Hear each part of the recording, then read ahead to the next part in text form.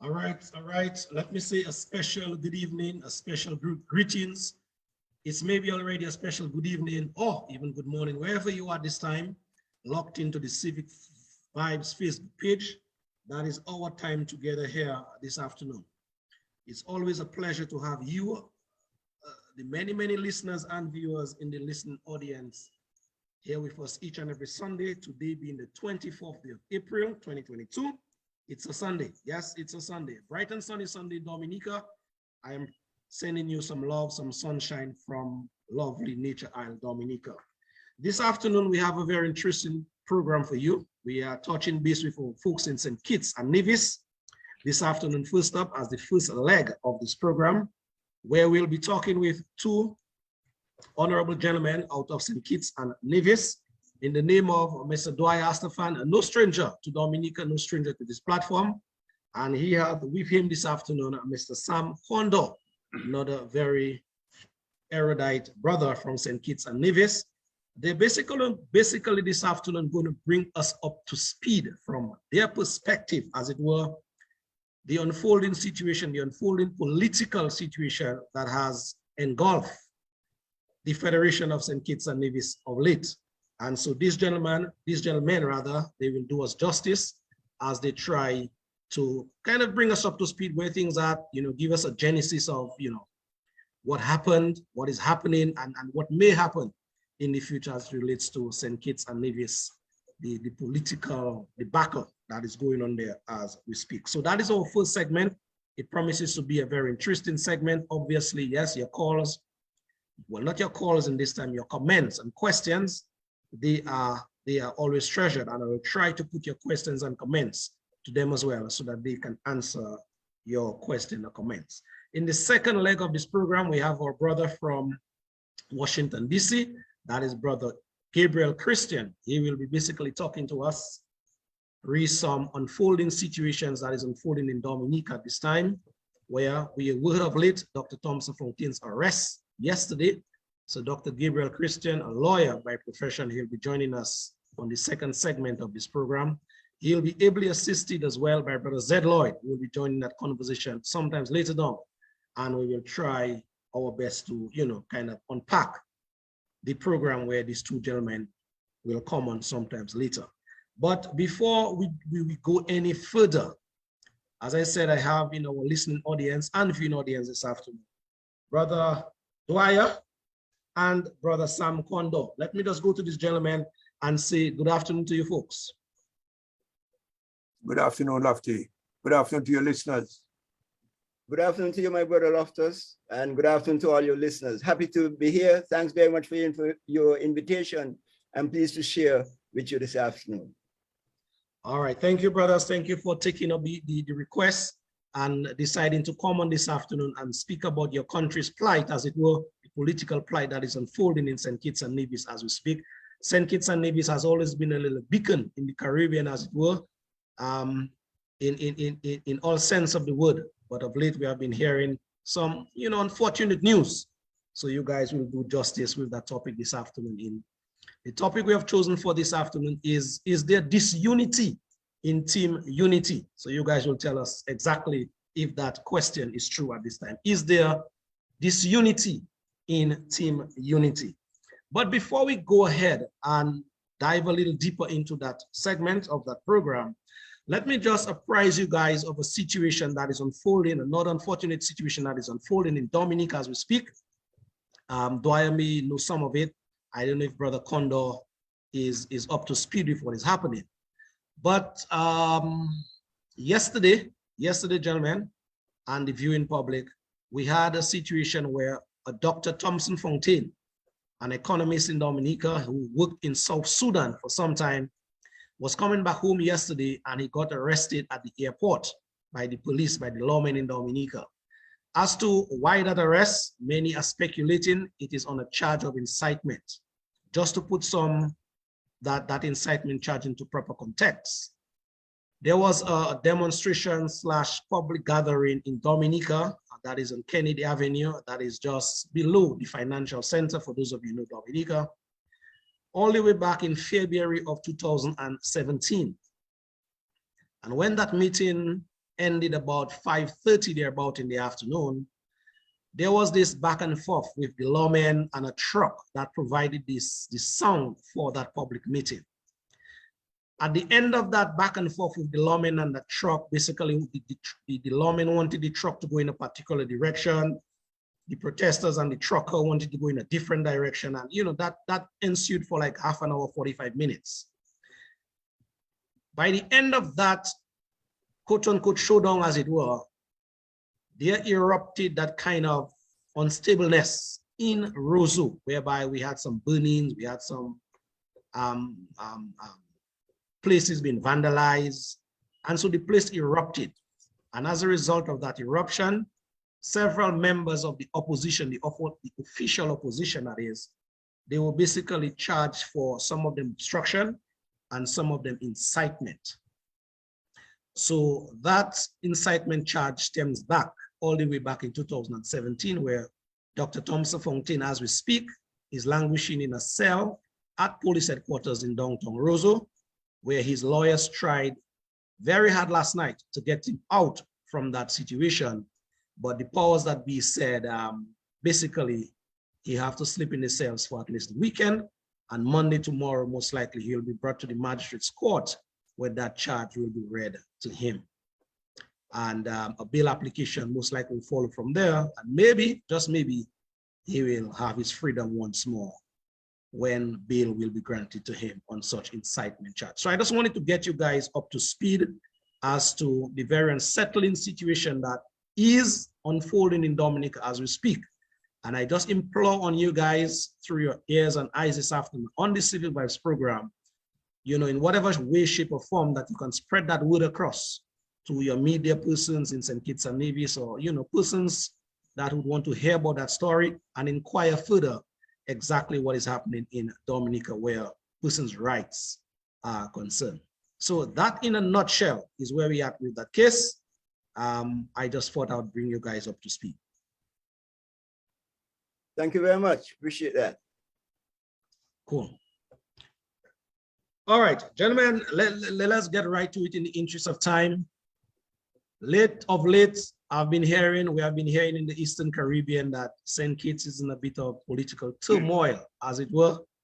But just before we get into the turmoil aspect, I know Dwyer is no stranger, but Brother Sam Condor, let me start with you and could you just give a brief introduction of yourself so that the listening public can be more acquainted with who is going to speak to them, who is going to deliver on their behalf this afternoon. Yeah, Sam Condor, I think in the context in which we are speaking, what they want to hear, that they don't want my life story, but I was first elected to Parliament in 1989. Myself and Dr. Douglas, the former leader of the St. Kitts Labour Party, we got into government in 1995. I became the Deputy Prime Minister and Minister of Other Portfolios. I was there until 2013 when I retired.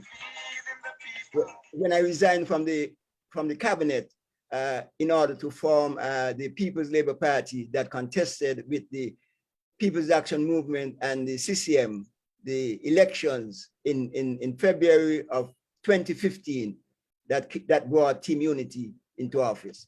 I later became, in May of 2015, the United Nations Ambassador for St. Kitts and Nevis. And I should add for completeness that in May of 2020, I resigned that position, being unhappy with what was happening. And so I'm here trying to make sure that I continue to move our country forward. All right, thank you. Thank you very much, brother, for that brief introduction as we try to put the conversation political unstableness, as it were, that is unfolding in St. Kitts and Nevis. Well, Dwyer is no stranger, but Dwyer, I'll just give you the same opportunity, sir. My introduction will be even briefer, Lofty. Mm-hmm. I was in politics and in government with Sam. I was one of the ministers in the cabinet, and I resigned from the cabinet in 2008. and started ramping up my political activism. I'm a firm believer in the philosophy of the Labour Party and the Labour movement, but I felt that the leadership was taking the party in a different direction. And I had a number of concerns that were sufficient to cause me to leave, which I did do. I helped in a smaller capacity than Sam, put the present coalition together, much smaller capacity. And we have found good reason to want to change them. They've had 7 years and they have not satisfied the mandate which they pledged. And in addition to that, they are falling apart. They're fighting each other, the distrust, the suspicion, the misgivings, the personal attacks by their surrogates on social media, the unbridled personal attacks on each other at that level, not the least of whom is the Prime Minister himself. And so all of that has led to the situation where we are at. And the way I phrase it is that Humpty Dumpty, all the king's horses and all the king's men will never put this Humpty Dumpty together again. I think they're finished as a coalition. And I believe they think so too.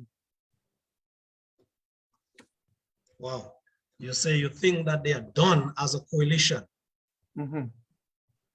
But gentlemen, try to put in perspective for us where we are today, why we are where you are today in terms of this political turmoil. Go ahead, Sam. Well, let me tell, I believe this started after the last election.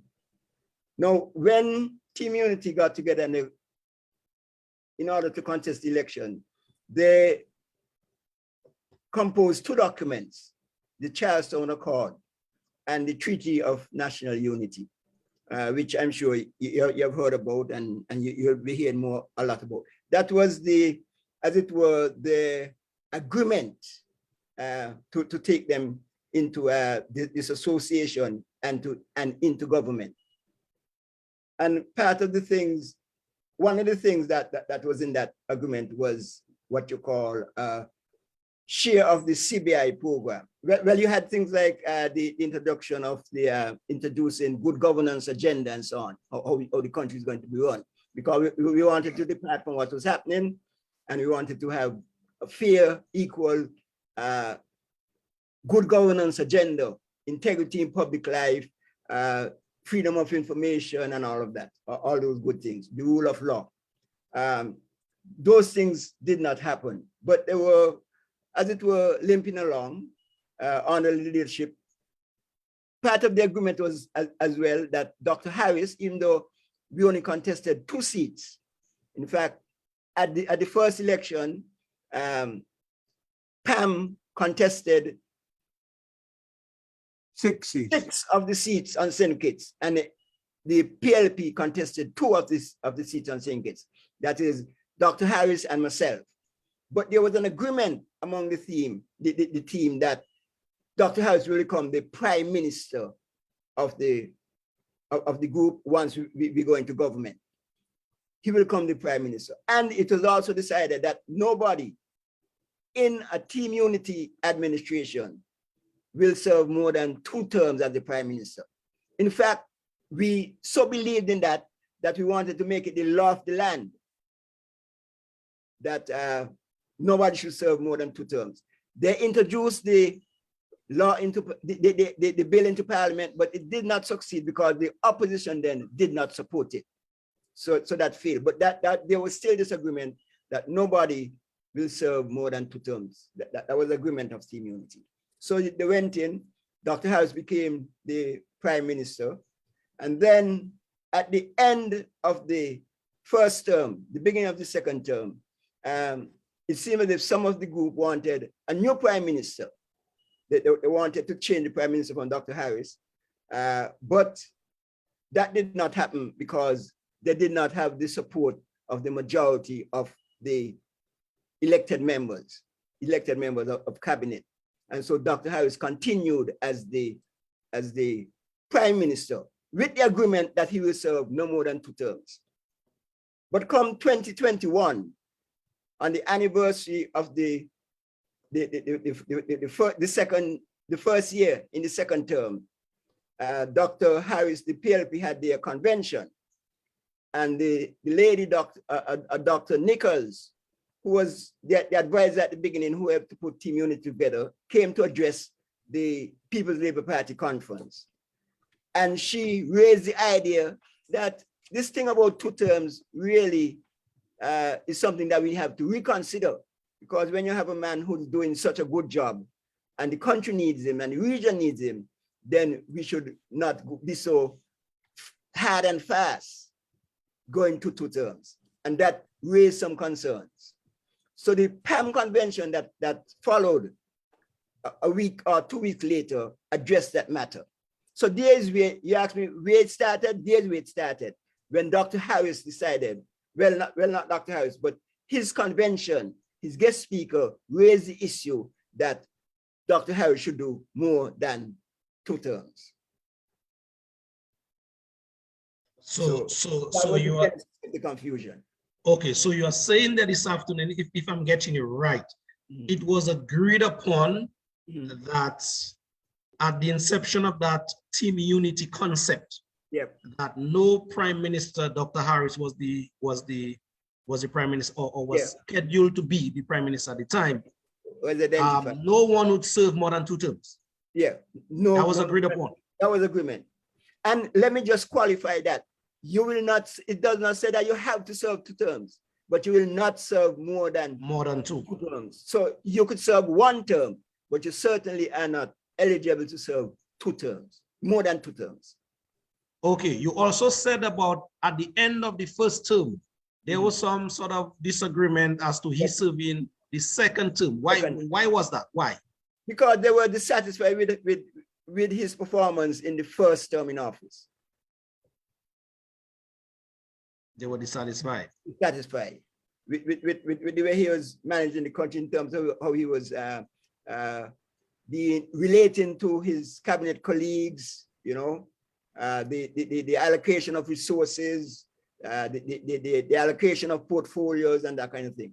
They were unhappy about that, and they wanted to change that. There was a move to change him, but he was supported by the deputy prime minister, who is the leader of PAM, and so they went and he got him sworn in. But the rest of the PAM delegates were really unhappy about that decision, including CCM, I might add. So apart from the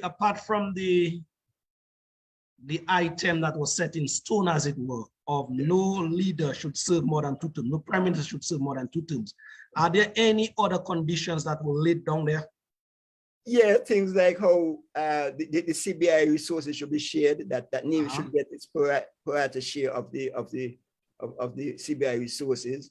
There were things about the allocation of portfolios, that there should be discussions among the 3 party leaders before portfolios are allocated, and you know, matters like those. Okay, I'm catching you.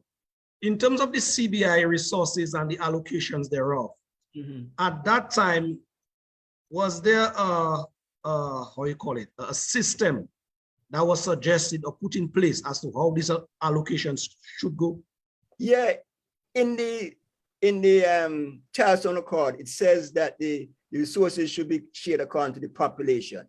If Nevis is 1/5 of the population of St. Kitts, then Nevis must get 1/5, 20% of the resources of the CBI.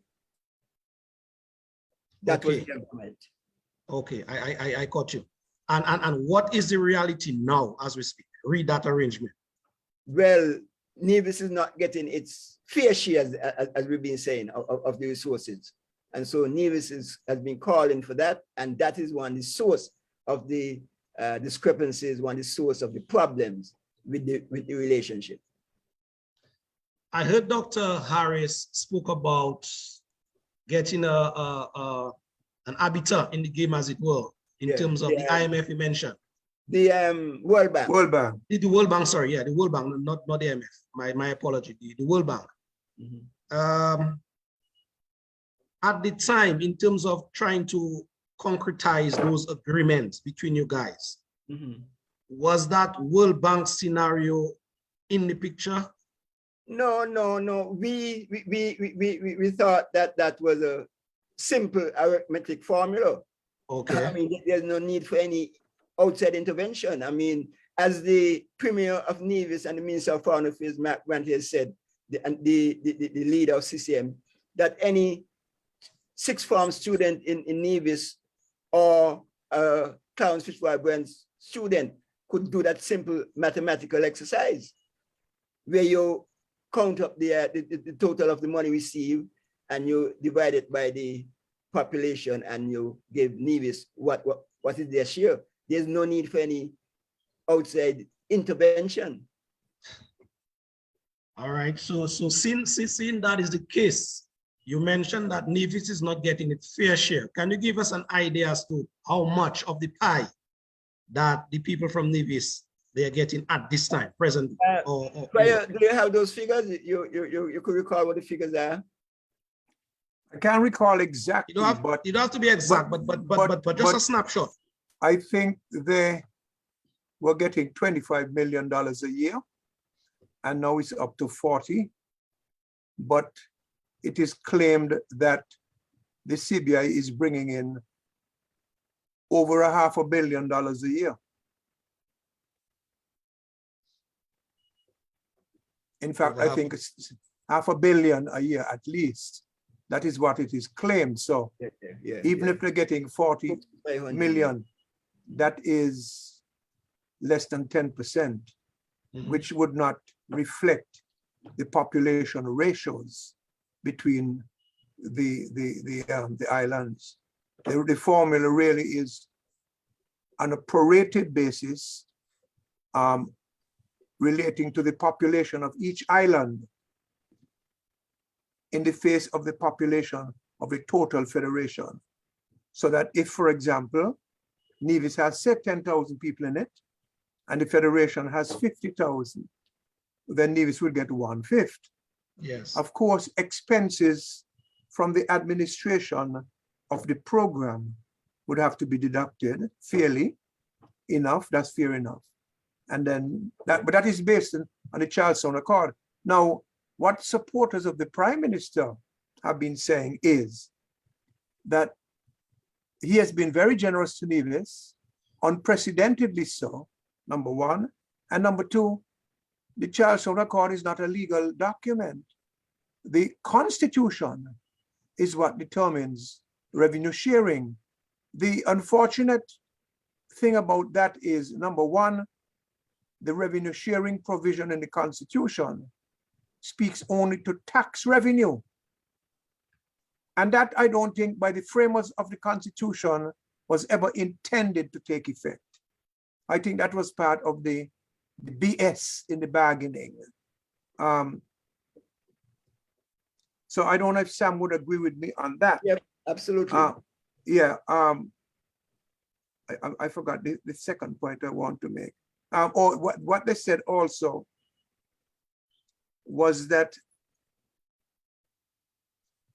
as I said, the Charlestown Accord was not a legal document, but they signed it 8 years ago. And a bunch of lawyers are in there. The Prime Minister is not a lawyer. He's an accountant, a very educated man. He has a PhD.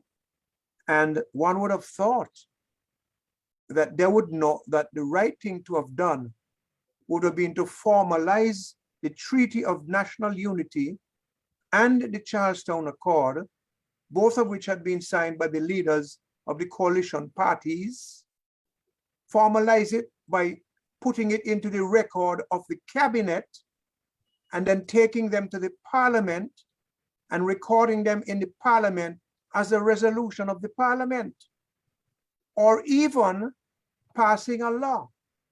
But none of that was done. However, the whole effort was made on the basis, in my view, of expectations, particularly from the nearest members of the coalition.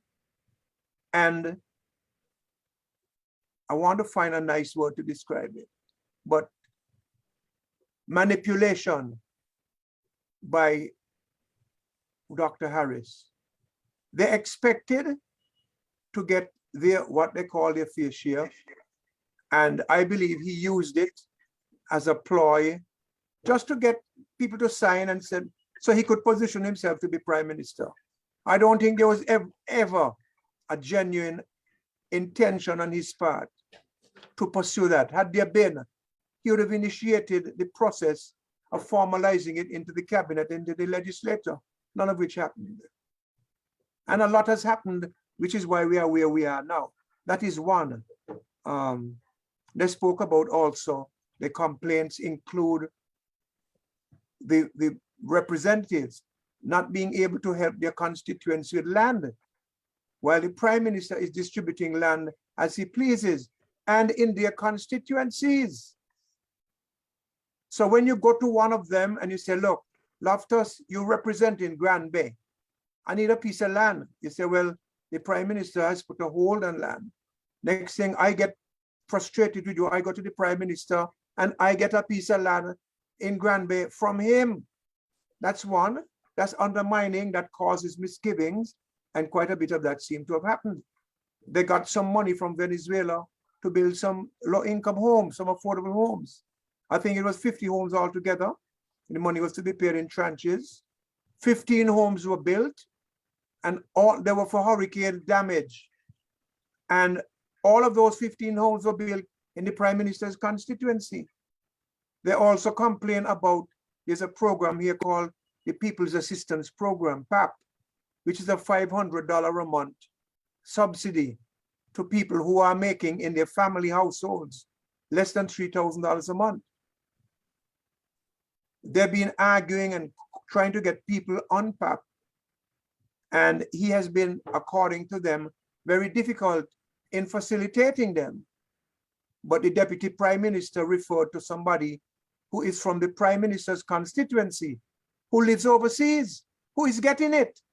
So that those and a number of other complaints, things were just brought to a boil, and this is where we are now.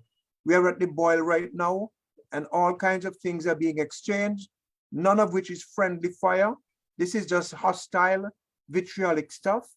And you know of the documents that have been circularizing. If not, somehow I could assist your listeners to give them a picture of where we are exactly at right now. Yeah, yeah. Guys, I would want to be very frank with you. What some persons are suggesting in Dominica, I can speak for Dominica.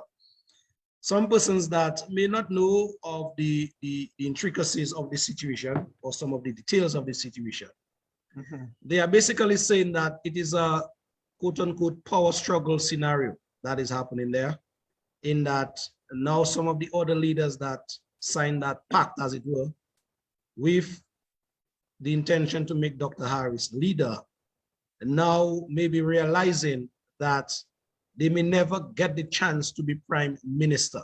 How would you guys respond to that sort of power struggle scenario? Sam. Yeah, well, to tell you the truth, like I said, that was the source of the problem, because 1 year ago, that was raised in the prime ministers in the PLP convention. And so people became concerned about that. But there's very little truth in that, because at the beginning, Loftus, of the administration, even though they made that agreement that Harris should be the prime minister, at the beginning of the term, the governor general, who was duty bound to call the person who had the command of the largest section of the parliamentary representative, was to be the prime minister. So the Governor General then at that time called on Sean Richards. Sean Richards went and said, we have made an agreement that Dr. Harris will be the Prime Minister. The Governor General told him, bring something to that effect. They all put their name on a paper saying that we are supporting Dr. Harris as the Prime Minister, with the exception, as I understand it, of one person, Lindsey Grant. So you can see right at the beginning, they all agreed that they were honoring that arrangement, right? At the end of that first term, at the beginning of the second term, when they won again, there were people who felt that they should have a new Prime Minister. Sean Richards, the leader of PAM, did not agree with them. He said, well, let us give him another term. There was no agreement for 2 terms. The agreement said no more than 2 terms, but not that you must have 2 terms. So most of them didn't agree, but Sean agreed, and they went up and he became the Prime Minister again for the second time. So Sean expecting that at the end of the second term, that it will be his term to become the Prime Minister. The Prime Minister said he agreed that that was the situation, no more than 2 terms, and having been in office for 2 terms, he's prepared to support Sean Richards for the Prime Minister at the next after the next election, assuming that they win. The first year after that, at the convention, like I told you, the guest speaker, Dr. Nichols, who's a consultant to the government, raised the matter that Dr. Harris should go for a 3rd term. That is the source of the confusion and the controversy. She raised it. Dr. Harris did nothing to disabuse them of that, to disagree with that. He basically accepted it. And so when PAM had the convention, a couple of weeks later, PAM addressed that issue and they're saying that this is our turn to be the Prime Minister, and we will not accept any situation where Dr. Harris will be able to get a 3rd term. And they asked Dr. Harris to make that clear. That was one of the conditions they put to Dr. Harris of how they want the new arrangement to go forward. So it isn't that they were worried that they won't become a Prime Minister. That was an agreement, and they expected Dr. Harris to honor that because they have the numbers to remove Dr. Harris as the Prime Minister. But they were acting in good faith, honoring the agreement, and Dr. Harris was not. And that is the source of the problem. So if I understood you right, Mr. Kondo, you said this guest speaker in the name of Dr. Nichols came and made a statement. Yeah. Dr. Harris did not at the time disassociate himself from that statement. At all. Are you guys getting the impression now from Dr. Harris that there is a willingness on his part to go for a 3rd term, dishonoring the agreement that was made before? Are you guys getting that feeling? Well, all Dr. Harris has to do to dispel that is to say to the country, to say to his colleagues, to say to his partners, I will not go for a 3rd term. That is all he has to do. But he has not done that up to now. In fact, I told you this was 1 year ago. Let's move forward. Fast forward to this year convention. The PLP had its convention on the 26th of March this year. Dr. Harris did not address that matter, even though he knows that that is a burning matter. The PAM convention was a couple of weeks later. No, the PAM had the convention on the 13th, the 13th of March. Dr. Harris had his convention 2 weeks later on the 26th of March. On the 13th of March, PAM addressed that issue, that we want this to be clear that after the next election, if Team Unity is in power, Sean Richards will become the Prime Minister. Dr. Harris' convention was 2 weeks later, and Dr. Harris again did not address that question. And so what happened now? Everything broke down. after that. And so we had a situation where the leader of the People's Action Movement, Sean Richards, and leader of CCM wrote to invited Dr. House to a meeting.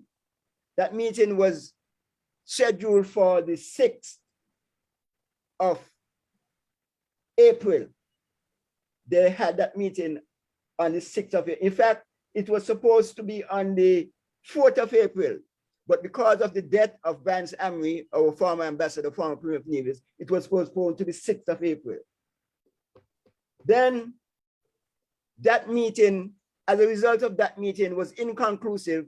There was a further meeting for 1 week later on the 14th of April, in which they put certain conditions to the Prime Minister, including the whole issue of the Prime Minister in the next term, and some other issues like Dwyer spoke about, the allocation of resources, the allocation of portfolios, and all those things. And the Prime Minister was supposed to give them a response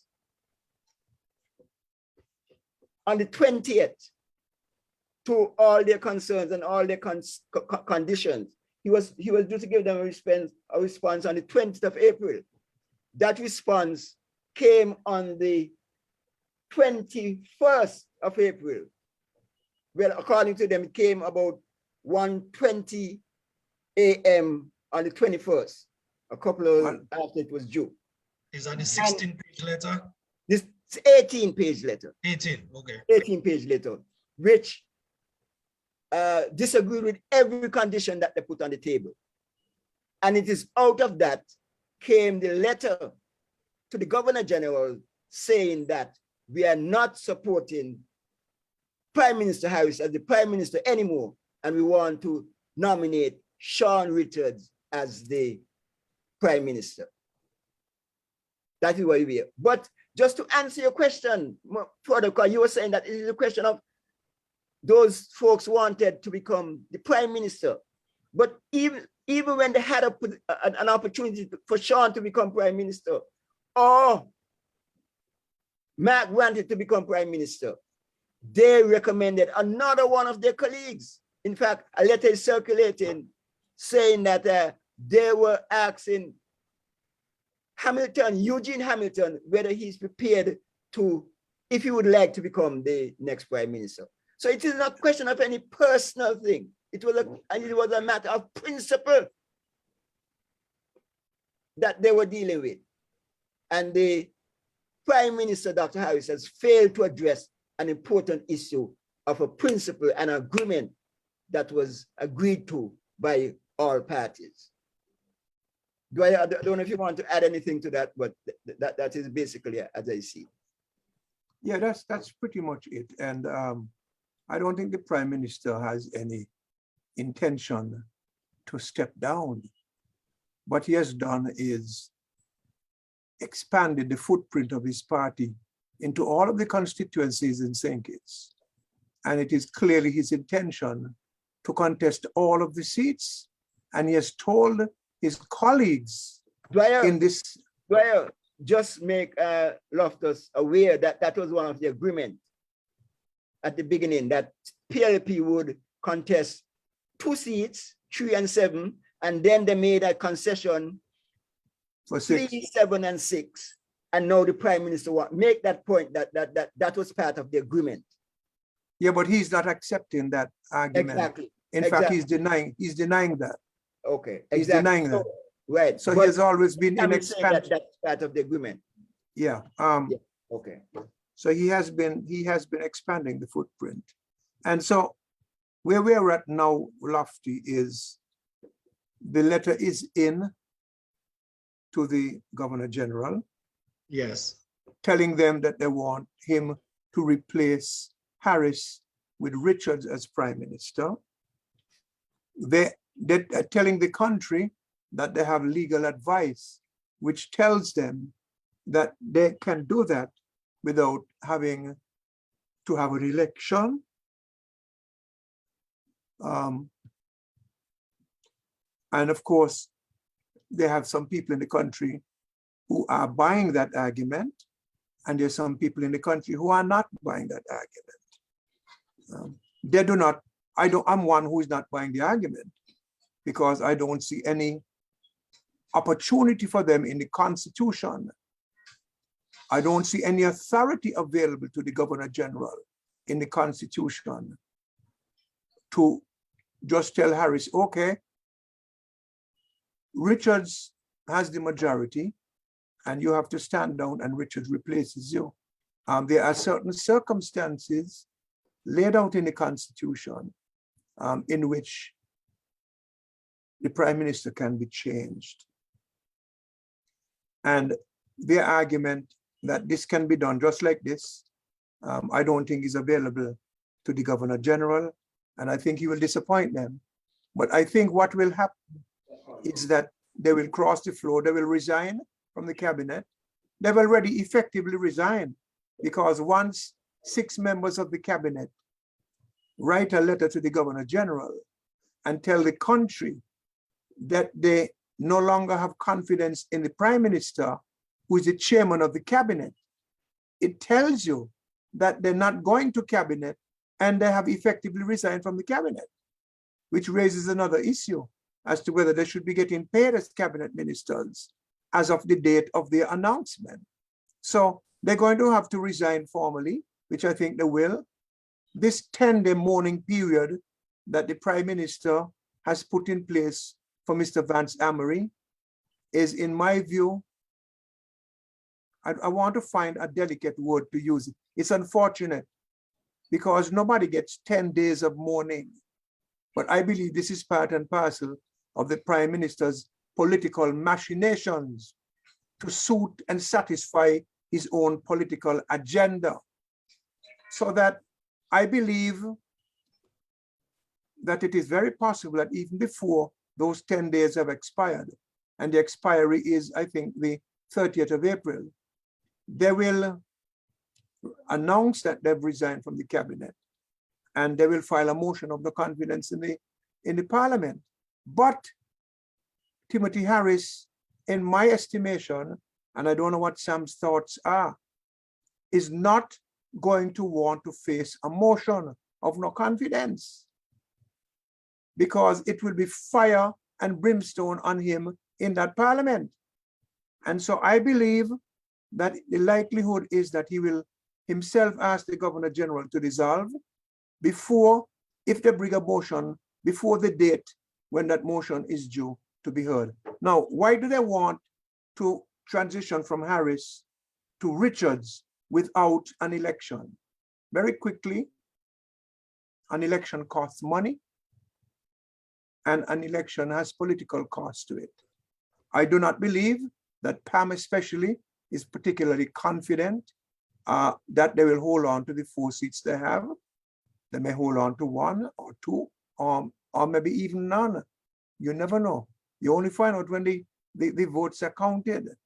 And if they can get the Governor General to do that, which I think would be a terrible flaw on his part, mistake on his part, it means they could continue for 3 more years without having to face the electorate. And I don't think that's going to be on. I don't think the Constitution allows for that. So that's the situation that we're in. And the country, of course, is growing tense. People are running out of patience. And you know how it is. You know, that's what's happening here right now. Yeah. But all right, thanks Dwyer for kind of, putting that in perspective for the listeners and viewers. A question I want to ask you based on that point that you just raised, though. Mm-hmm. Even if that letter is before the Governor General asking him to take action, as per you guys' laws, does Dr. Timothy Harris or anybody who sits in the chair as Prime Minister still have the prerogative? He's the Prime Minister. In that setting, to call an election. He's the Prime Minister. He is the Prime Minister. And I could tell you, even with 6 of them out of the cabinet, as outrageous as this may sound, he can still run the government, of course, not efficiently, because that's not the record, but he can run the government with the 2 other elected officials, because Mr. Hamilton who is part of the PAM group, has said he is not going to support their action. I don't know if you've seen his letter. Yes, I saw it later. Okay. I was told today by somebody in PAM that the letter is an authentic letter. So he could have Mr. Hamilton, Mrs. Akila Byron Nisbet, and the 2 nominated members and run a minority government. And what would stop the minority government? A motion of no confidence. So he will be the prime minister until the next prime minister is appointed. And in my view, unless he dies, okay, or resigns, can't talk about the dying, and I don't wish that on anybody. I don't see him resigning. So the only way I see is a motion, a successful motion, followed by an election. Now the motion, once they file it, they have to sit, they have to give 3 days notice, I think. I don't remember exactly. I think 3 days notice to the clerk, and then the motion has to be heard within 21 days of the clerk receiving a properly submitted notice of motion. And once it is successful, an election would have to be held within 90 days. So don't be surprised if June, July, August, you hear we have an election in St. Kitts, and you'll hear that long before that. So he's the prime minister and continues to be until and unless another one is appointed. Even with a very, very tiny minority government, the way you defeat that government is by a motion. Yeah. Sam, just before you come in, I'm getting a sentiment from the people that is watching the show that coalition governments don't work. Mm-hmm. What is your feedback on that comment, on that general comment? That's me you're talking to? Yes, yes, sir. Well, any one of you, but it was your turn. Your turn. What is my general view? Yes. That coalition don't work. Coalition governments don't work necessarily in the interest of the people. They kind of fall apart halfway somewhere along the line. Well, I don't know what you mean by coalition governments, because we have had a number of stints of coalition governments here. In fact, in 1980, that is how the People's Action Movement and the NRP came together by a coalition government. And they were together until they lost office in 1995. And so that worked to some extent. And then in 2004, there was a coalition government because the Labour Party, the St. Kitts Labour Party, who was in office then, under the leadership of Dr. Denzel Douglas, invited the NRP in the person of Patrice Nisbet to be part of a coalition government. And that again worked until 2013, well, 2015, when that went out of office. So it could work if you genuinely want it to work, and if you have genuine respect and you honor the principles and the agreements under which it was set up. This one is not working because they're not honoring their agreement and their principles upon which it was built, on which it was set up. But I think generally speaking, Sam, holding a coalition government together is more difficult than holding a government that is comprised essentially of people from the same party together. Yeah, I think that is true. Absolutely. It's harder to keep it together. The different interests, the supporters, the pressures, and other things that we don't have to go into right now. I think it's generally a fair proposition by the people on the wall making the observations. But you are right, they can hold, but it takes an extra effort. Yeah. And the one that went between 80 and 95, the misgivings started showing themselves in the first term, because at the second election, they removed the gentleman from Nevis as Minister of Finance. He stopped going to cabinet. So things really started to get sour in 4 years. In 4 years, they managed to hold on for another 11 after that.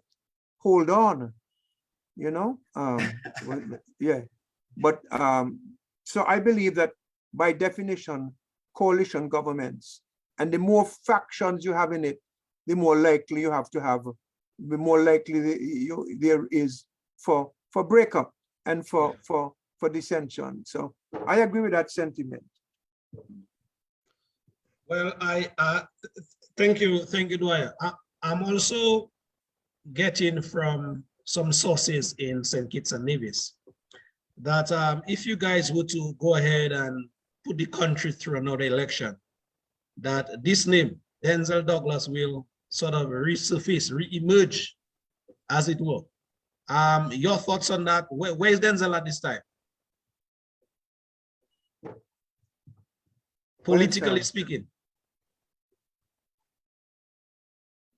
You waiting on me? Yeah.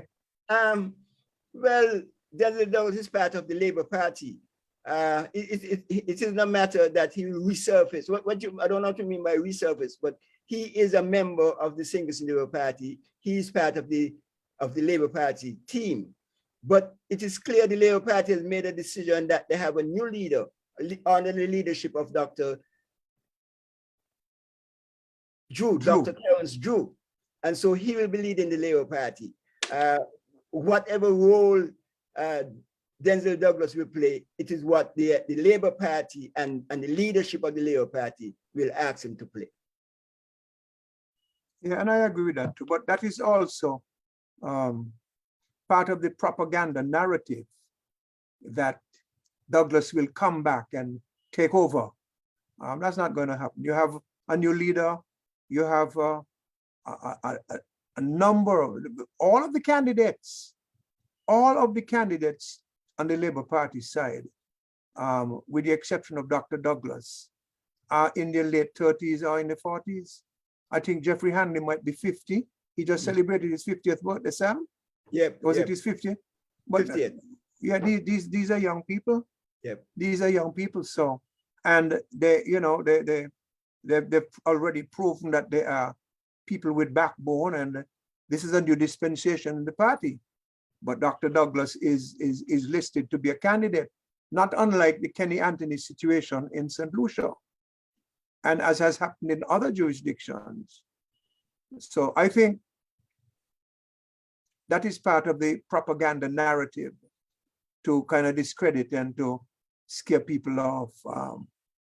People really should be focused on the challenges they're facing now and solving the problems, resolving these issues, because these issues can cripple this country for the next generation if we don't fix them. Yeah, thanks for that. Just continuing on that Denzel Douglas point, when this program was sort of promoted that you guys would be on, kind of putting into context this scenario that is unfolding, it from some quarters it wasn't that nice of a reception, in that I was asked, or I was told to ask you guys whether you guys are supporting Denzel Douglas now, or if he would re-emerge on the scene, whether you guys are squarely in his corner, unlike the position that you took before, where you guys were strictly against his policies and principles as Prime Minister. We supporting the Labour Party. Well, let me speak for me. I am supporting the Labour Party under the leadership of Dr. Terence Drew. Okay. I am supporting the Labour Party. Dr. Denzel Douglas is likely to be a candidate for the constituency which he has represented for a number of years. My support is for the party under the new leadership. That's it. That's it. Yep. That's it. Yep. All right. In fact, the Labour Party has acknowledged that they want new leadership. And that's why they voted for it. And that's why they voted for the new leadership. And we are supportive of this new leadership, and we are supportive of the Labour Party. But Lofty, let it be clearly understood by your listeners and viewers. Yes. That not because we support the new leadership of the Labour Party means that we will sit back and see them do things that we disagree with and let it pass. We're not in that game. If you do crap, in our opinion, or you say crap, we will tell you respectfully, but you will hear us. We're not into this blindness. The present situation is untenable. It's bad for the country, and an alternative has to be found. And the alternative is, in my view, far better than what we have. I mean, we could go through the details to substantiate the claim that I just made, that it is far better than what we have. We don't have time today. Maybe some other time, if you so desire. But really, this thing is, it's legion, the amount of instances that can be cited to justify the argument that these guys do not deserve any more time in there. As a group, I'm not saying that if the Labour Party wins, it must exclude, because we also do not believe in exclusion. We do not believe in the winner-take-all mentality. The next government in St. Kitts and Nevis, and I pray the same applies in Dominica and elsewhere, it must not be winner-take-all. They must embrace people and politicians who did not vote for them, people of goodwill, people who are capable of doing the job, and embrace the whole country and make the country get a chance to fulfill its potential. How we doing it now can't work. You don't fulfill your potential. It's like an 8-cylinder car running on 4. It's not going to get up the hills. See, so we're not in this silly partisanship. We're not in that. Yeah, and that is what we really thought that would have happened with the team unity. But that has failed miserably, and yes, we cannot support anything like that. In fact, one of the things that people should note, within the first year of the team unity government, the Speaker of the National Assembly resigned as the Speaker. In the first year, in 11 months, he served for 11 months as the Speaker and resigned. And right at the beginning, people saw where it was going and did not agree with the position it was taking. It was not pursuing the good governance agenda, integrity in public life, freedom of information, and all those things. And people decided very early that is not what we were about. And that is why we want to change. And it still hasn't pursued the good governance agenda, Sam. Still hasn't. Yeah. And so that is why we are where we are today. Yeah, guys, as we're moving along, in the eyes of some, I must admit that Dr. Harris has been portrayed out there as this, awesome leader, this excellent leader, and I've been doing things for St. Kitts and Nevis that, kind of bring development, bring like the necessary. What? Like what? Well, that is where the question comes in. Oh, well, okay. If you don't have evidence, try not to make the case. You have to have evidence.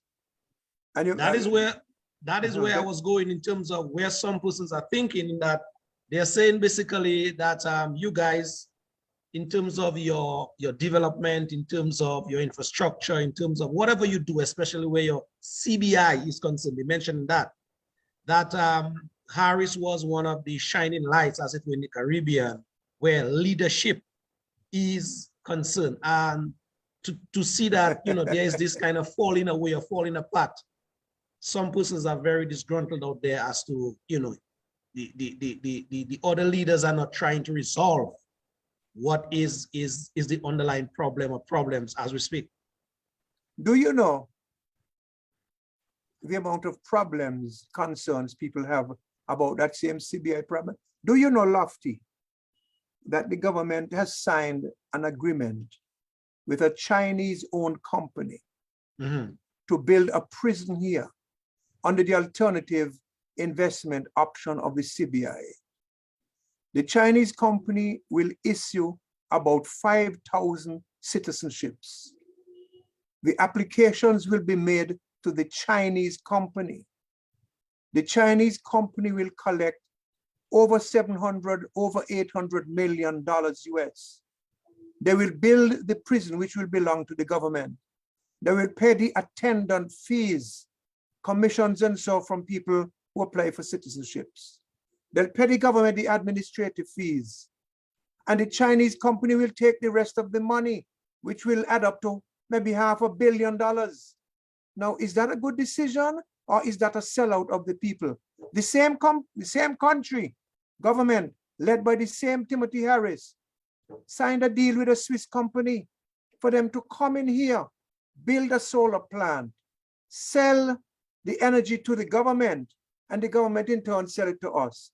And we have the money in our CBI, and our citizens and residents have the money to buy the shares to own that company. So instead of $1 billion or so being bled out of our economy over the next 20 years from the solar plant, we can empower our people and give them shares in that company. We should own it. And instead of the Chinese company ending up with maybe $500 million or more to do whatever it pleases with, or whatever it can do with, that money should be in the government treasury to upgrade and uplift and empower the people of this country. Now, you can't be a good leader if you sign off on things like that. That's nonsense. In fact, that's treachery of the people. What about the spear? And every project that goes over in price and over in cost. I mean, the people out there who have this glowing and stellar image of the prime minister, nothing personal, with the greatest of respect, they need to recalibrate because they're being misled. They're being misled. They haven't brought one major investment into the country in 7 years. Not one. Not one that benefits the people. And the cruise spear, the cruise spear. Yeah, but the cruise spear was paid for by local institutions. Exactly. Which has still not getting paid off for it. Yep. Still not getting paid off. They've exposed them after all of these things have happened to them before. They've exposed them to the risk of this becoming a bad debt again to them. The SIDF, the National Bank, the Social Security, which is being bled like a hemophiliac. They even now want more money to build homes, to borrow that money from Social Security, which is working people's money, rather than taking it out from the CBI money. So, Lofty, with the greatest of respect, those who believe that this guy is the second coming of Christ need to recalibrate. They got it wrong. No disrespect to him, nothing disparaging about him personally, anything like that. But as a leader, no. And when you add Dwyer to the corruption that is taking place, where companies in which he's associated, I mean, this tell an even more damning story to what is happening. Yeah. No. Well, as I told you guys, do you remember yes. When they had Christ and they said, execute Christ, give us Barabbas? You know, sometimes Barabbas is made a hero and the good guys suffer. That's just people are like that. I mean, with the greatest of respect, 40% of the American populace think Donald Trump is the greatest thing out. That's what they think. But maybe I should ask, thank you guys, maybe I should ask that question before, but seeing that it crossed my mind now, let me just punch it at you guys. Before this team unity concept, can you give the audience an idea in terms of leadership that was happening in your country, why this team unity idea was conceptualized? What was happening in real leadership, especially where Denzel Douglas was concerned?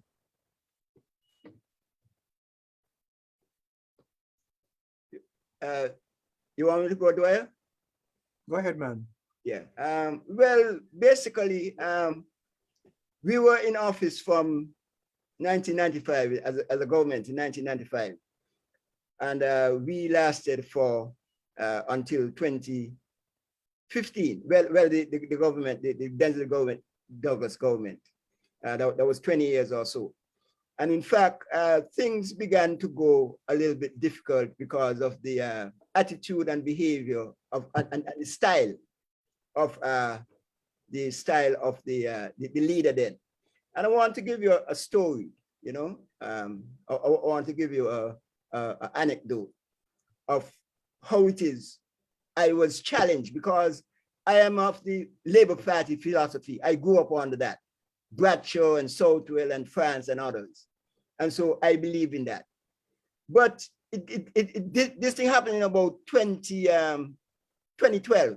It was the party conference after, the Monday after the party conference in 2012. My son came home and he said to me, he was almost in tears. He said to me, Daddy, I have a little problem which I want to discuss with you. He said, you are my hero. You are the best man I know. When I grow up, I want to be like you. When I walk around the streets and I hear people speaking about you, you make me feel proud. But I want to tell you that you have to think about what you're doing. If you can, this Labour Party that you told me about, this is not the Labour Party of Bradshaw. This Labour Party, a party is a living organism which takes on the ethos and the spirit of the leader. And if you continue with this Labour Party, nobody will have any respect for you, and not even me. That really was the decision that I had, that really made, that was the time when I had to decide whether I was going to continue. Where the party was going was in a position that I couldn't defend it. In terms of the one example is that there was an issue that I had with the leader of the party. And I wanted to go to the radio station, ZIZ, the national radio station, to address the matter. And I was refused the opportunity of doing that. That was an issue that I believe that was that I could not continue to live with, where I was denied as the deputy prime minister want to go to the national radio station to address issues of the party and to tell the country what's happening, and I was denied. There was another issue where there was certain disagreements in terms of how things were going in the party. And the leader was losing the support of some of his colleagues, Dr. Harris and myself. And in order to support, in order to buffet himself, buttress himself in what he was doing, he decided that he's going to appoint a senator to give him legislative support. And I opposed that.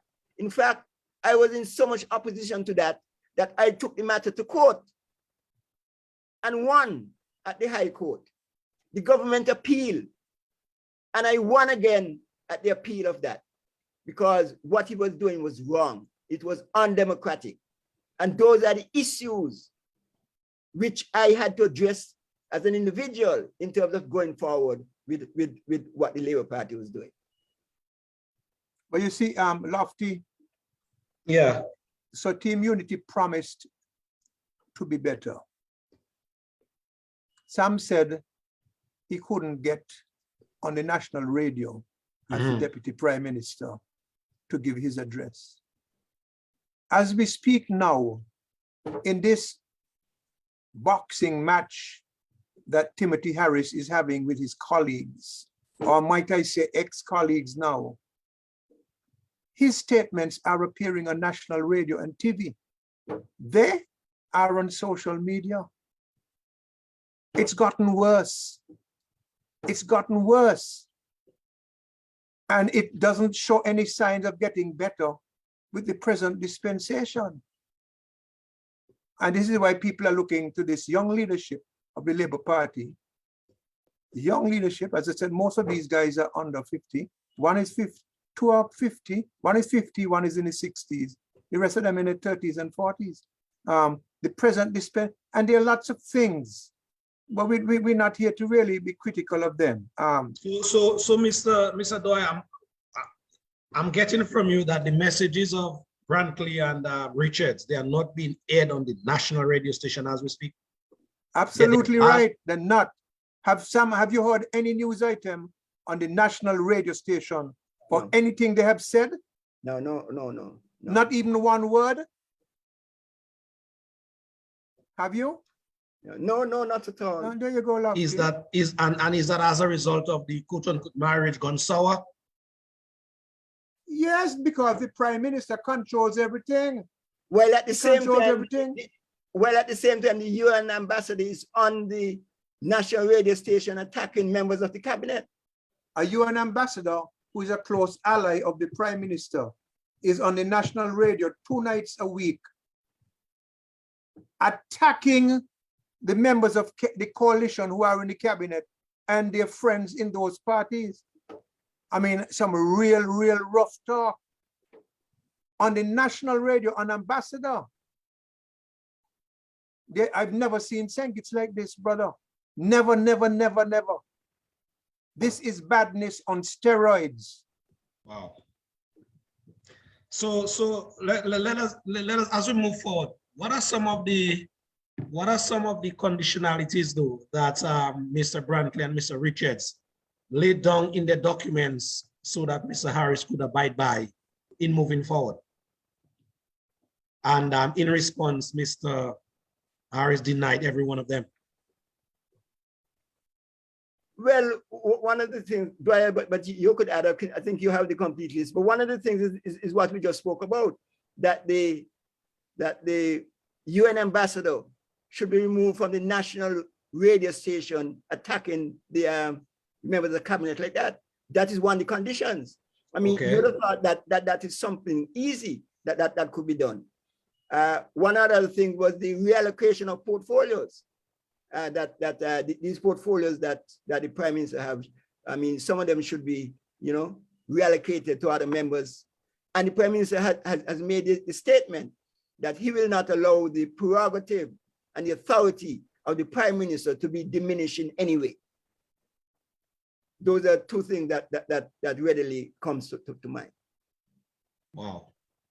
There's also the scenario, really political quote unquote interference that I'm hearing about, where it was agreed upon initially that some candidates would be running in certain constituencies, and that is not being adhered to as well. That again, that is a condition that like I said earlier, on St. Kitts, where there are 8 seats, it was agreed on initially that PLP will run in 2 seats, in 3 and 7. That was the prime minister, and in number 7 where the prime minister is, and in number 7 and in number 3 where I was. And then they made a further concession where they allowed the PLP to run an additional seat in number 6, where the former prime minister, former leader, Dr. Douglas is. So that happened in the last election. But now the prime minister, Dr. Timothy Harris, is trying to run in further constituencies, in addition. In all. That is one of the conditions which is on the table. And I think that has been refused as well. Wow, that is serious business there. Yes, and it's as I said, this is a Humpty Dumpty government. No disrespect to them. It's cracked. It can't be put back together again. I would venture to say that the bulk of the fault culpability for this lies with Dr. Harris. He has undermined his colleagues. He has not kept his word. He has hogged things for himself. When I say himself, his constituency or his political interests. He has expanded his party's footprint when the understanding was that would not happen. You can't say you're my friend, we have an agreement, and you're coming into my turf. And the thing is, these guys took too long to react to it because he started it from day one, Lofty. From day one. This is a classic case of the scorpion and the frog. You know that story? Scorpion and the frog.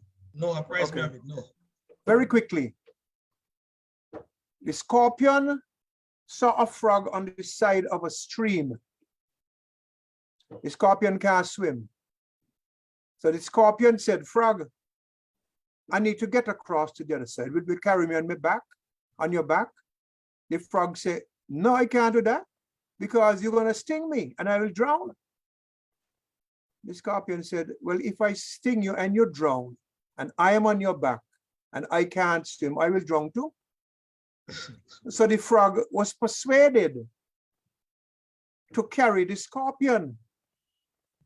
Halfway across the stream, the scorpion sting the frog. And the frog said, but I told me you wasn't going to sting me. Look now, I'm drowning. The scorpion said, I'm a scorpion and I do what scorpions do. Both of them perished. Timothy has been like a scorpion, Timothy Harris, to his colleagues. He has stung them. He has not enhanced them. He has done very little to empower them. I'm not saying he has not helped them politically in their constituencies from time to time, specifically maybe at election time. I would not say that. But generally speaking, he has pushed and pulled. He has taken away. He has undermined. If somebody comes to you, you're representing Marigot. Sam is the prime minister. They come to you and say, look, I want some land to do a little farm in order to build a house. And you say, boy, Sam, the prime minister, said no land there. Next thing the person go to Sam and get the land in Marigot. Sam trying to make you look bad, Lofty. The captain don't do that to his players. Yes, I'm hearing reports of that as well. Yeah, well, and a lot of other things. So these guys have good reason to be upset, to be disappointed, and to be doing what they're doing. They have good reason. But also, a lot of the things that decisions they've taken as a government, all of them have to take the blame. And the prison project is one, the solar plant is another, and several others. These, to me, are acts of betrayal against the patrimony of the people, and they all have to take the blame for it.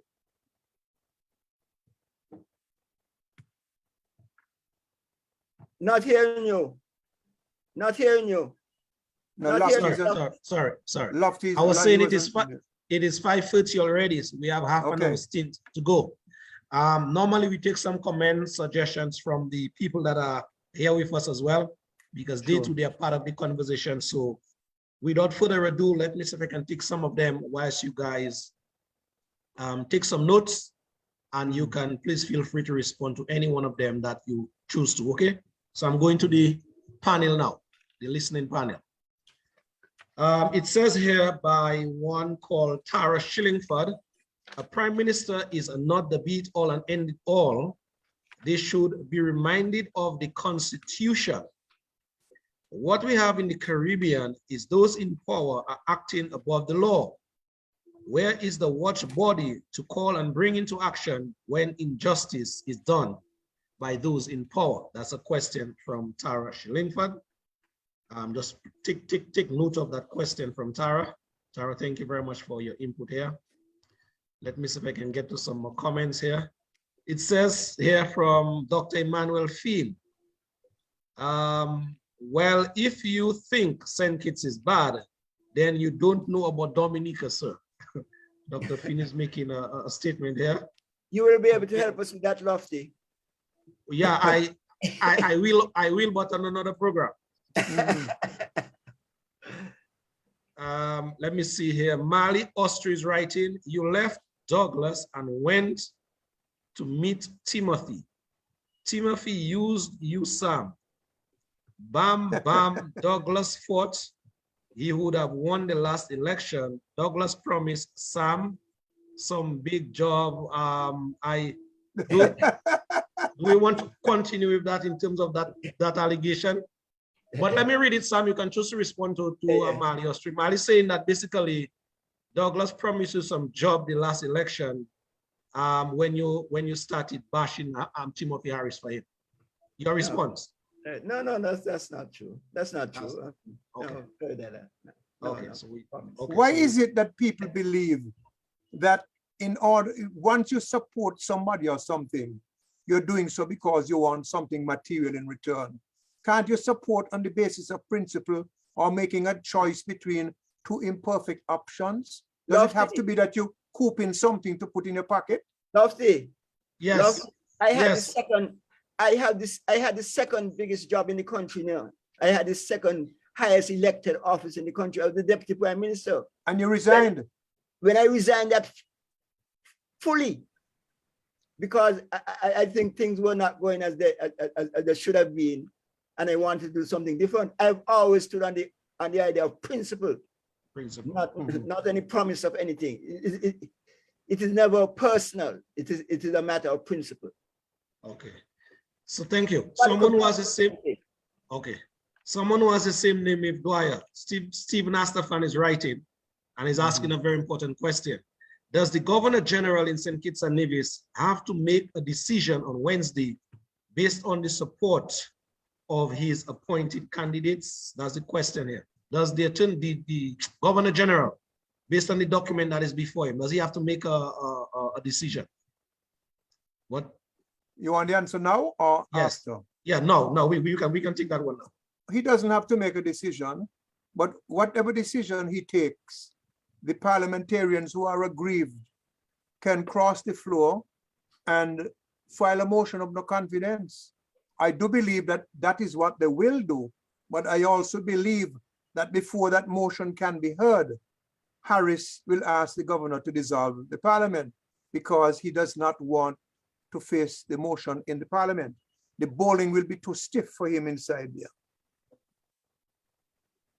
So the answer is he doesn't have to answer. The governor, he will as a courtesy, but he doesn't have to. So you can expect that he will. And my anticipation is that his answer will not please them.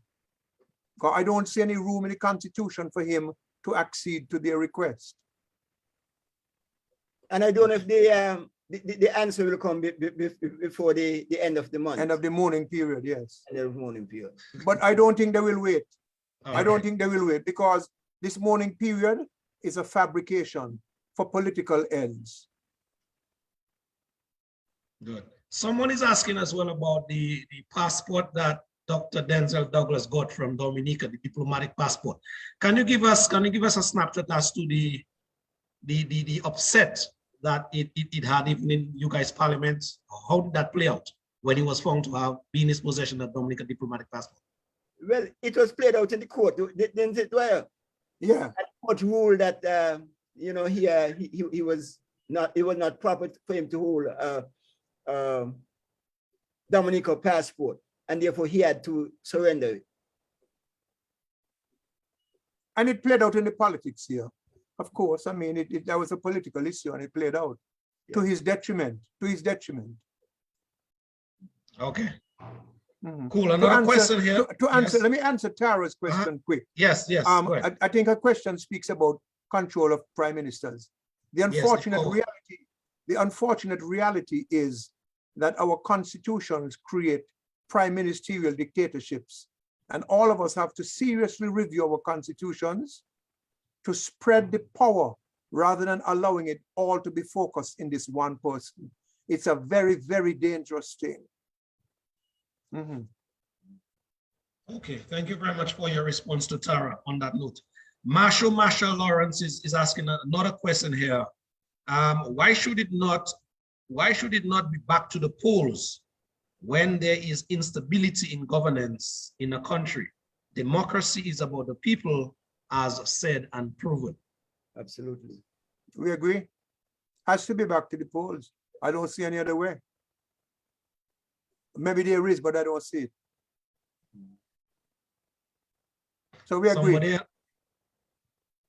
you agree with him, Sam? Yes, definitely.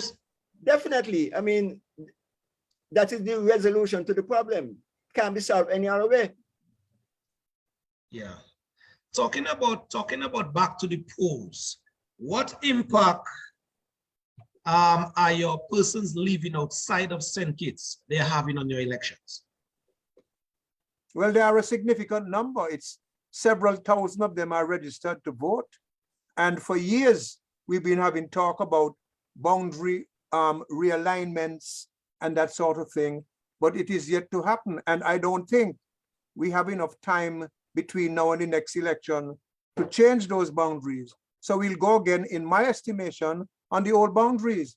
We're not gonna have COVID this time unless somebody finds somewhere to close down the country again. and that will cause problems. I could tell you that much. But the overseas voters will be allowed to come in. Up to now, they have the right to vote here. The law has not changed. Yeah. Once your name on the voters list, you will be able to vote. And like you said, some thousands of them are on the voters list. So that could make a difference. Okay, and it is making a difference. Well, it But depends on how many of them travel. Yeah, that is also a major concern, overseas voters, So I'm asking you those questions, a situation we are having in Dominica as well with persons living outside of Dominica. Is there this open, this rampant, sort of paying tickets for persons to come back home by the administration or even the opposition forces? How it that works, you guys know of? How it works is that I don't believe taxpayers' money is used for it. Maybe benefactors pay for people's tickets to come home. And this is something that I have a serious problem with. I think once you allow overseas voters and they want to come, let them pay their way and come. But once you have to go to benefactors to charter planes for 150,000, 300,000 US dollars, you could bet your life, Lofty, that after you've won that election, those benefactors want their money back. So the deal really is between you and them, and the voters are only incidental. So that is not a good thing for democracy, whoever is practicing it. If you're allowing overseas voters, let them get the opportunity to come in and pay for their tickets to come. That's my view. And there are some of overseas voters who feel that they have a real stake in the country and will want to participate, not necessarily by getting any free plane ride, but want to pay their own money to come. So there's that as well. Own people property, they own property, they send remittances home, they participate. I mean, I like in Dominica, I'm sure a lot of Dominicans in the diaspora call into your talk shows every day on the radio, don't they? Yes, they do. Yeah, they do. like here, they have an interest. Yep. I wonder where to find time to listen to Senkits and Nevis radio so much. Yep. They're out there working, but that is a reflection, a measure of the interest they have to their country. Yep. So is there any time period in terms of they being out of state that prevents them from participating in that voting franchise? No, not really. No, there was talk about introducing a residency requirement. That has not materialized into the law. The present situation is, if you left St. Kitts or Nevis, registered in constituency number 1, and that is established as the home that you inhabited when you left, and you're registered there, then you're accepted as a voter in that constituency. Yeah. Basically, that is it. Yeah, that's how it works. Okay. Just on a side there, in terms of you guys' identification for voting on the day, do you have that in place, lock, stock, and barrel, your IDs? Yeah, they have photo ID on the you have to have ID card, photo ID, and so. But the government has on voting lists, they have lists with people's pictures on them, but only their agents have them. The opposition can't get their hands on them. And the voters list is not published on a website anywhere. So sometimes it's like pulling teeth. If the situation is inequitable, and it's always tipped in favor of the incumbents. Another thing we want to change here is the prime minister being the one who decides when the election is held, because he is participating in the election. He's a competitor. You can't be a competitor and a judge. You can't be running in an election and you're the only person who can decide when that election is held.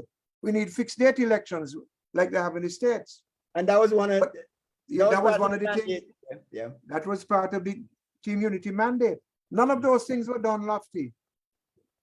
Doya and Mr. Kondo, you know what I want to plug in there as Doya made that comment. Sometimes when we're in opposition, we make a big hue and cry about certain things. For example, Right. let me just use the last example that I touched on. That fixed date for election. I've been hearing that timely memorial by opposition forces.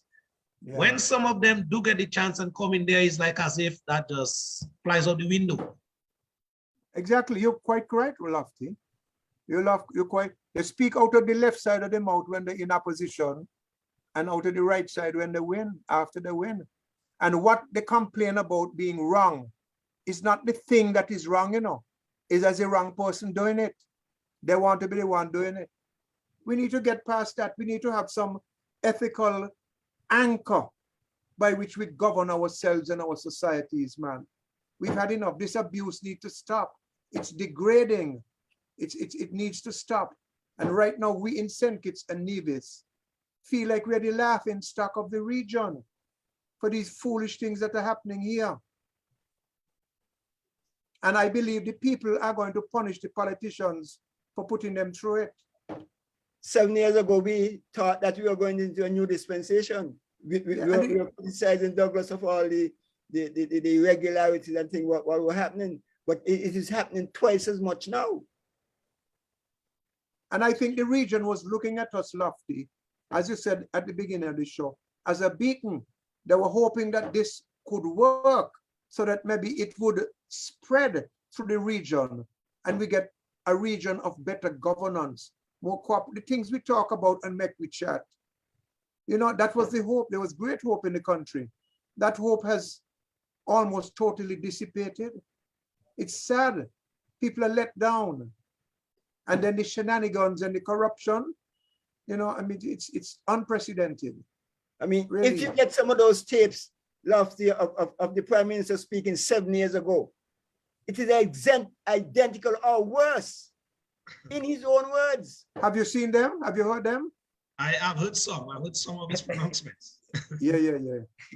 I've heard some. Can't believe. Yeah, but guys, we are inching closer to the wind down time. 15 minutes time to go. Let me just give you time, guys, that time to kind of wrap up the discussion and to see where you'd want the listening and viewing audience to take it in terms of a reminder. What are your highlight points that you want them to remember about the points that we spoke of today? Well, let me go first. So I give Sam the opportunity, as my former boss in government, Deputy Prime Minister, to go last. Our situation in St. Kitts is that 8 years ago, the country had great hope that we could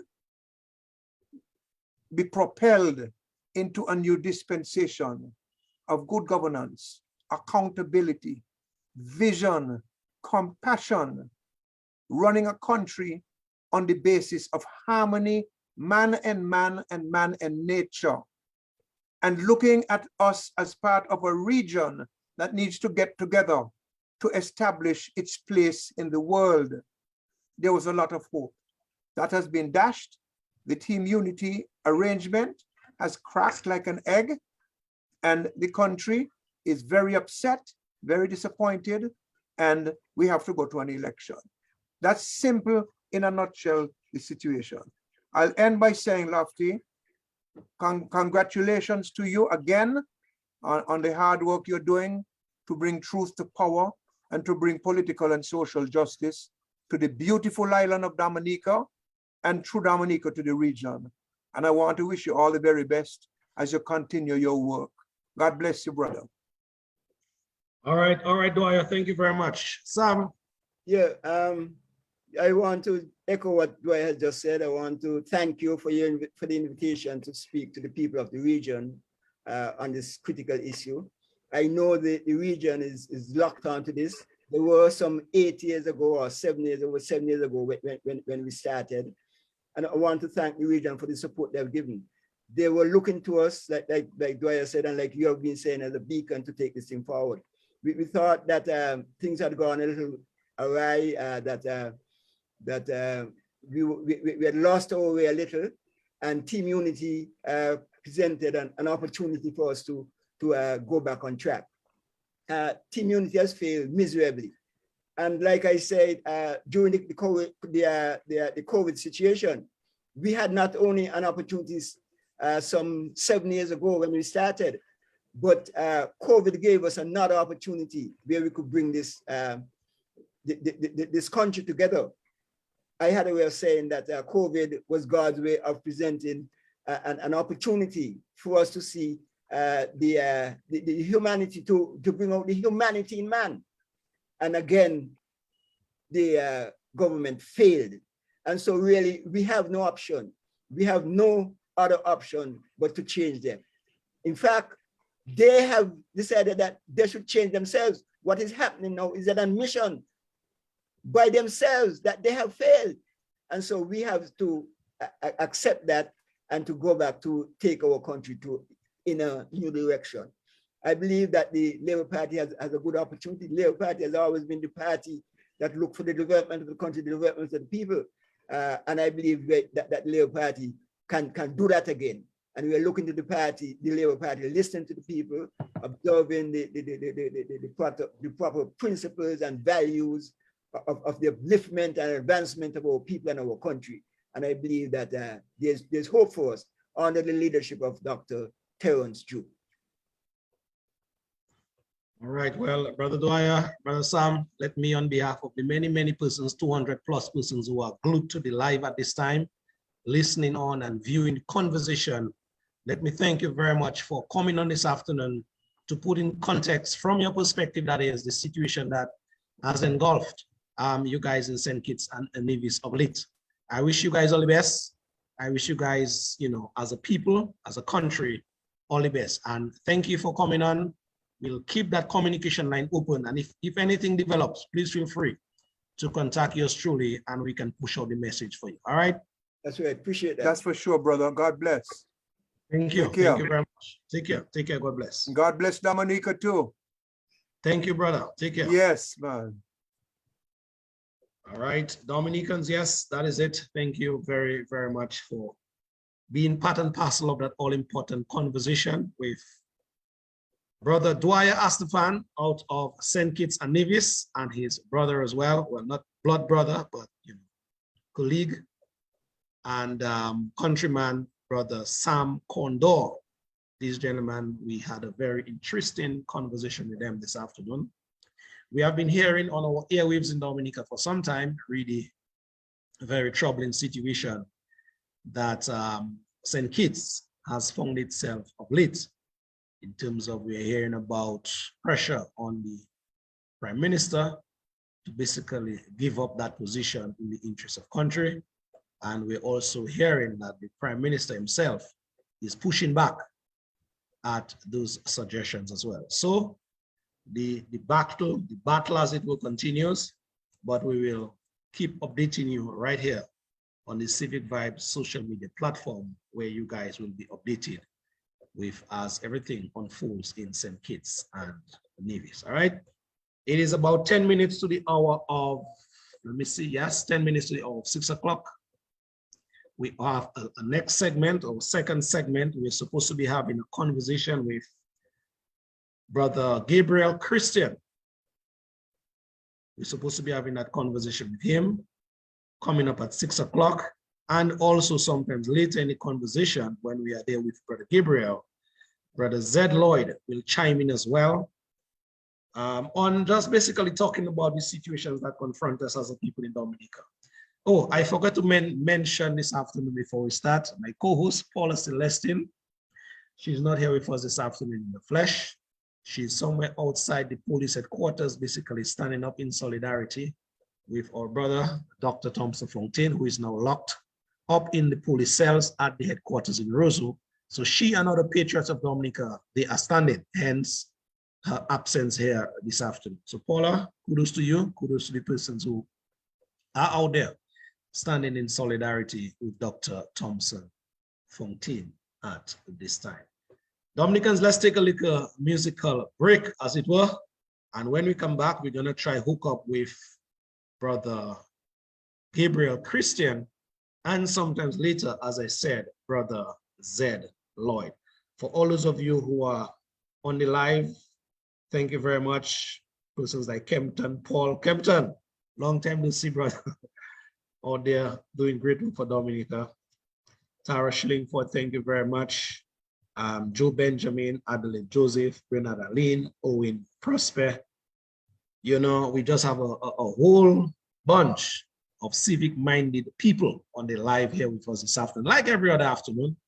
But I know you guys are always enjoying the conversation that we have here each and every Sunday afternoon. It's a time of just coming together as a family. You know, when you as a family just come around a table and speak about the issues that concerns your family, that is how we do it around the Civic Vibes table each and every Sunday afternoon from the 4 o'clock hour. And I can tell you, it is growing in leaps and bounds. And maybe sometime next week, we'll be making some big, well, let me contextualize that. We'll be making some big announcements, but this afternoon, I can give you a snapshot of that announcement this afternoon before we leave here. But next week or week after, you'll be getting some bigger announcements based on another feature of the Civic Vibes is coming across. We are up and running, like 75%, I should say, up and running in terms of an online radio station. So yes, you heard me right. Civic Vibes will be live in just a bit. We'll be streaming all our programs and other programs of really just by nature, our local calypsos, culture, community outreach work, whatever it is that we know that you are thirsting out there for as a population in Dominica. Civic Vibes through its online radio will try its very best to bring those all important programs to you. Okay, so we have you in mind. Just take a little time. We are getting there step by step. As we speak, we need some what you call, I hope I'm pronouncing that word right, beta testers. Beta, B-E-T-A, beta testers, beta testers. So those of you who want to be a tester for Civic Vibes Online Radio, please get in contact with me. I will tell you the time and the conditions that we can have you enroll as a BETA tester, just to make sure that you are getting the stream okay, there's no distortion, you know, all the technicalities that goes along with a radio station.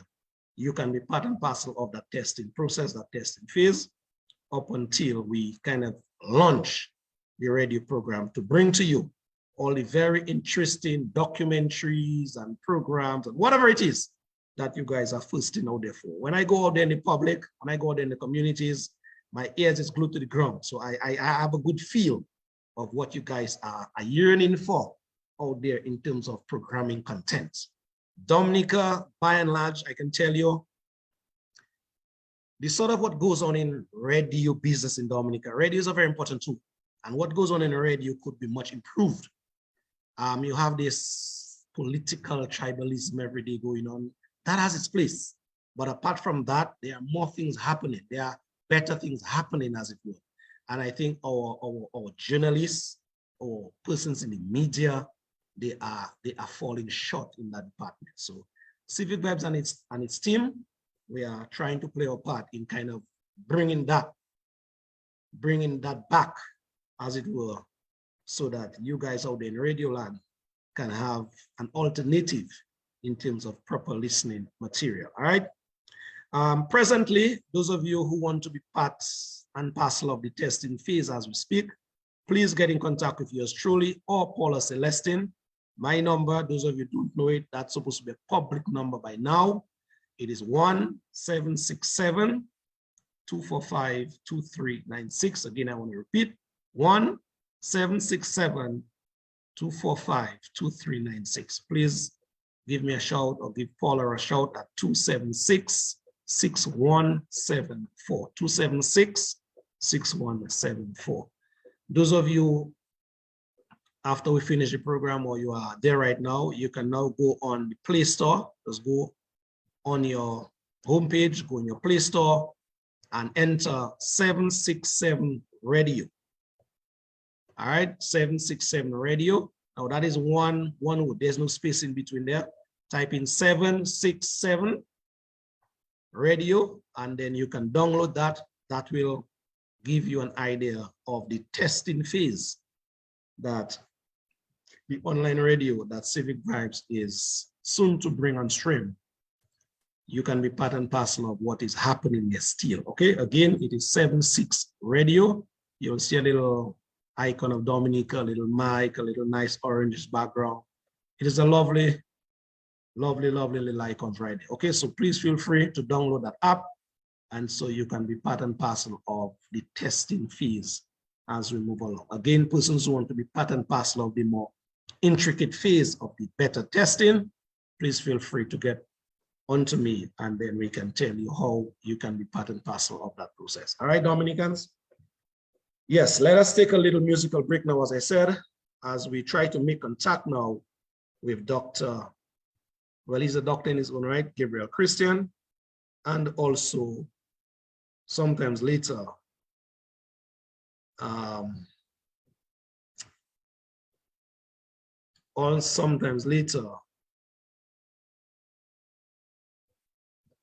Brother Zed Lloyd will join us, all right? I know loads of you love this one out there from Brother Bob. Let's take a little listen. Karma is coming. All right, let's do this.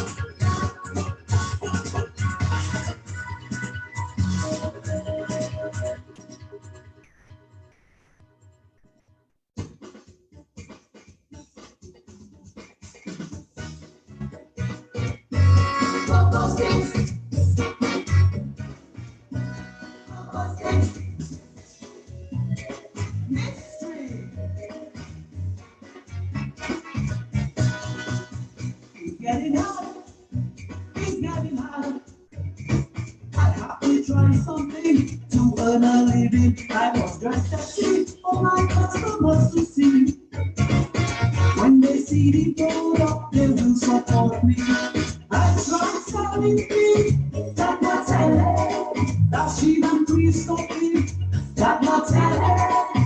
When I started selling my composting, people talking, something happening. People talking, something happening. Go for sale, go for sale, go for sale. Who buying it? Who buying it? Go for sale, go for sale, go for sale. Who buying it? Who buying it? If you want white cocoa, I'm selling it. If you want dry cocoa, you can get it. Any kind of cocoa, I'm selling it. Hot cocoa, you can get it.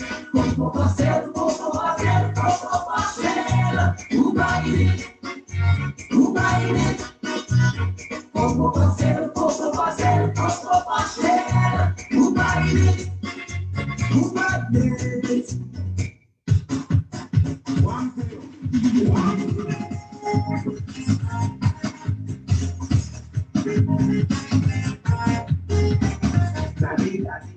All right, Dominicans, yes, I'm still here with you. We are just playing one more track, one more song of Dice before we get the second leg of the program up and running, okay?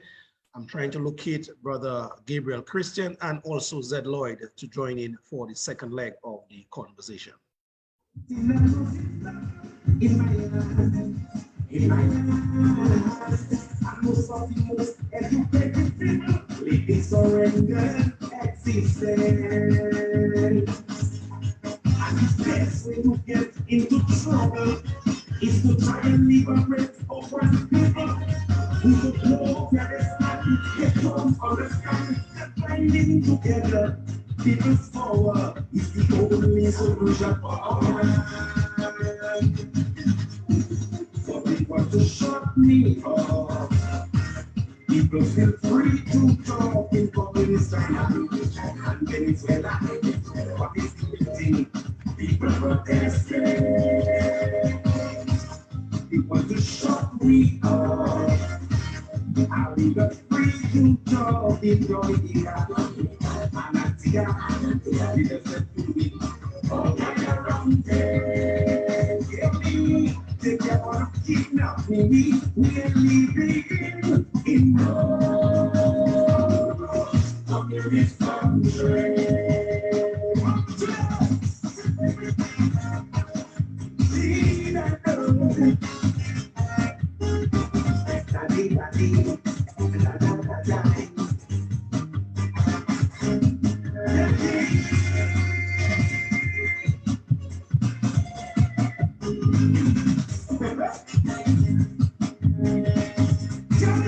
Who will speak for the country? Who will stand on the side before governance that it is free, distracted and preoccupied with the survival every hour, a gas cylinder or a basket, compromise justice on a new overnight, armed and waiting to conquer our land in peace. But people to shut me up. People feel free to talk. People minister and not very people suffering. People protesting. People to shut me up. I was not free to talk in Dominica. And you need that. When you get in trouble, if you're not a people, hear me. If you want to set me up, we ain't living in this country. No, sir. No, sir. According to King Dice, we ain't living in no communist country. That is the request of a number of persons in Dominica. That is the mindset of a number of persons in Dominica. We don't want to live in no communist country.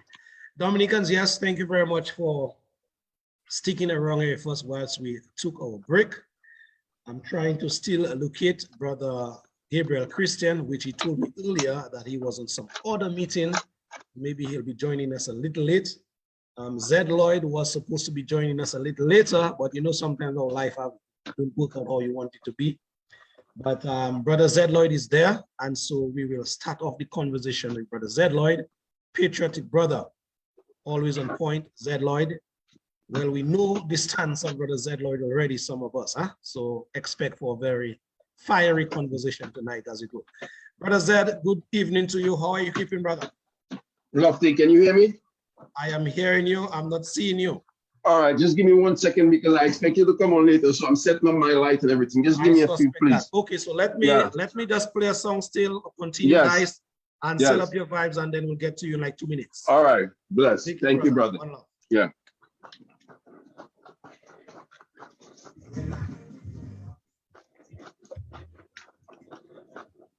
Okay, just heard Brother Zed Lloyd's voice. He said he's there with us. He's just setting up some proper lighting, and he will be with us shortly. Okay, stay tuned, Dominicans.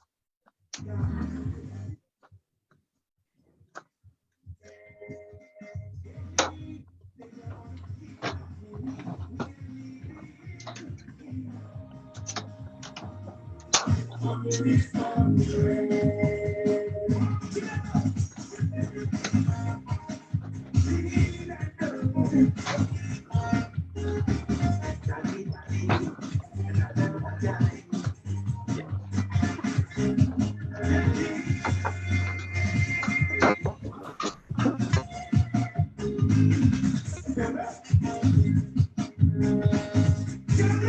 Who will speak for country?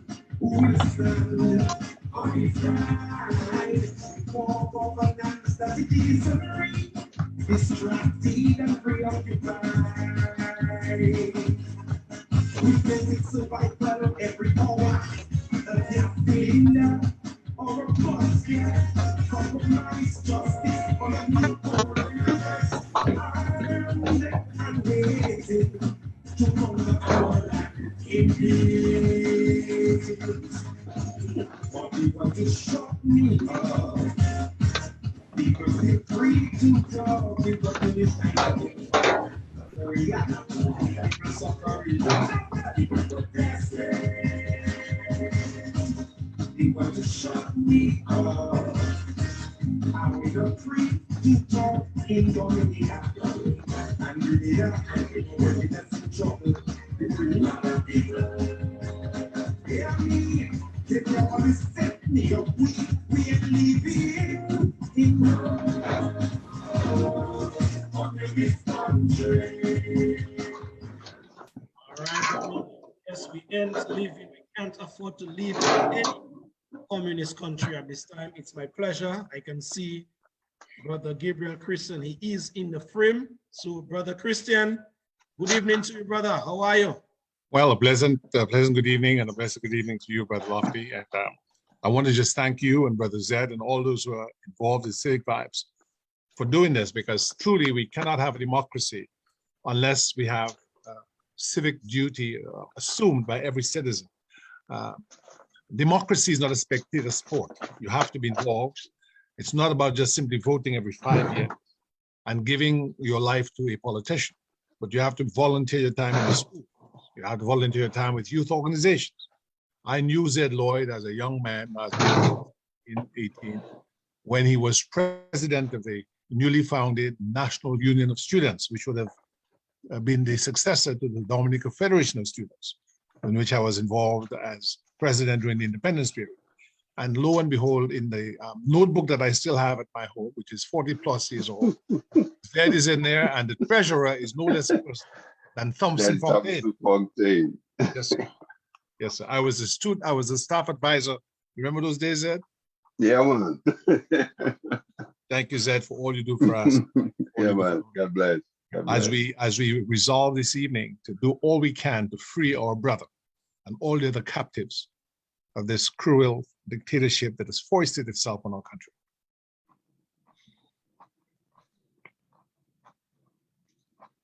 Yes, Brother Christian, thank you very much for your opening remarks, sir. You're much welcome to be here on the platform, and we're looking forward to have a very interesting and informative discussion coming from you, knowing the man, Gabriel Christian, patriotic brother. Thank you.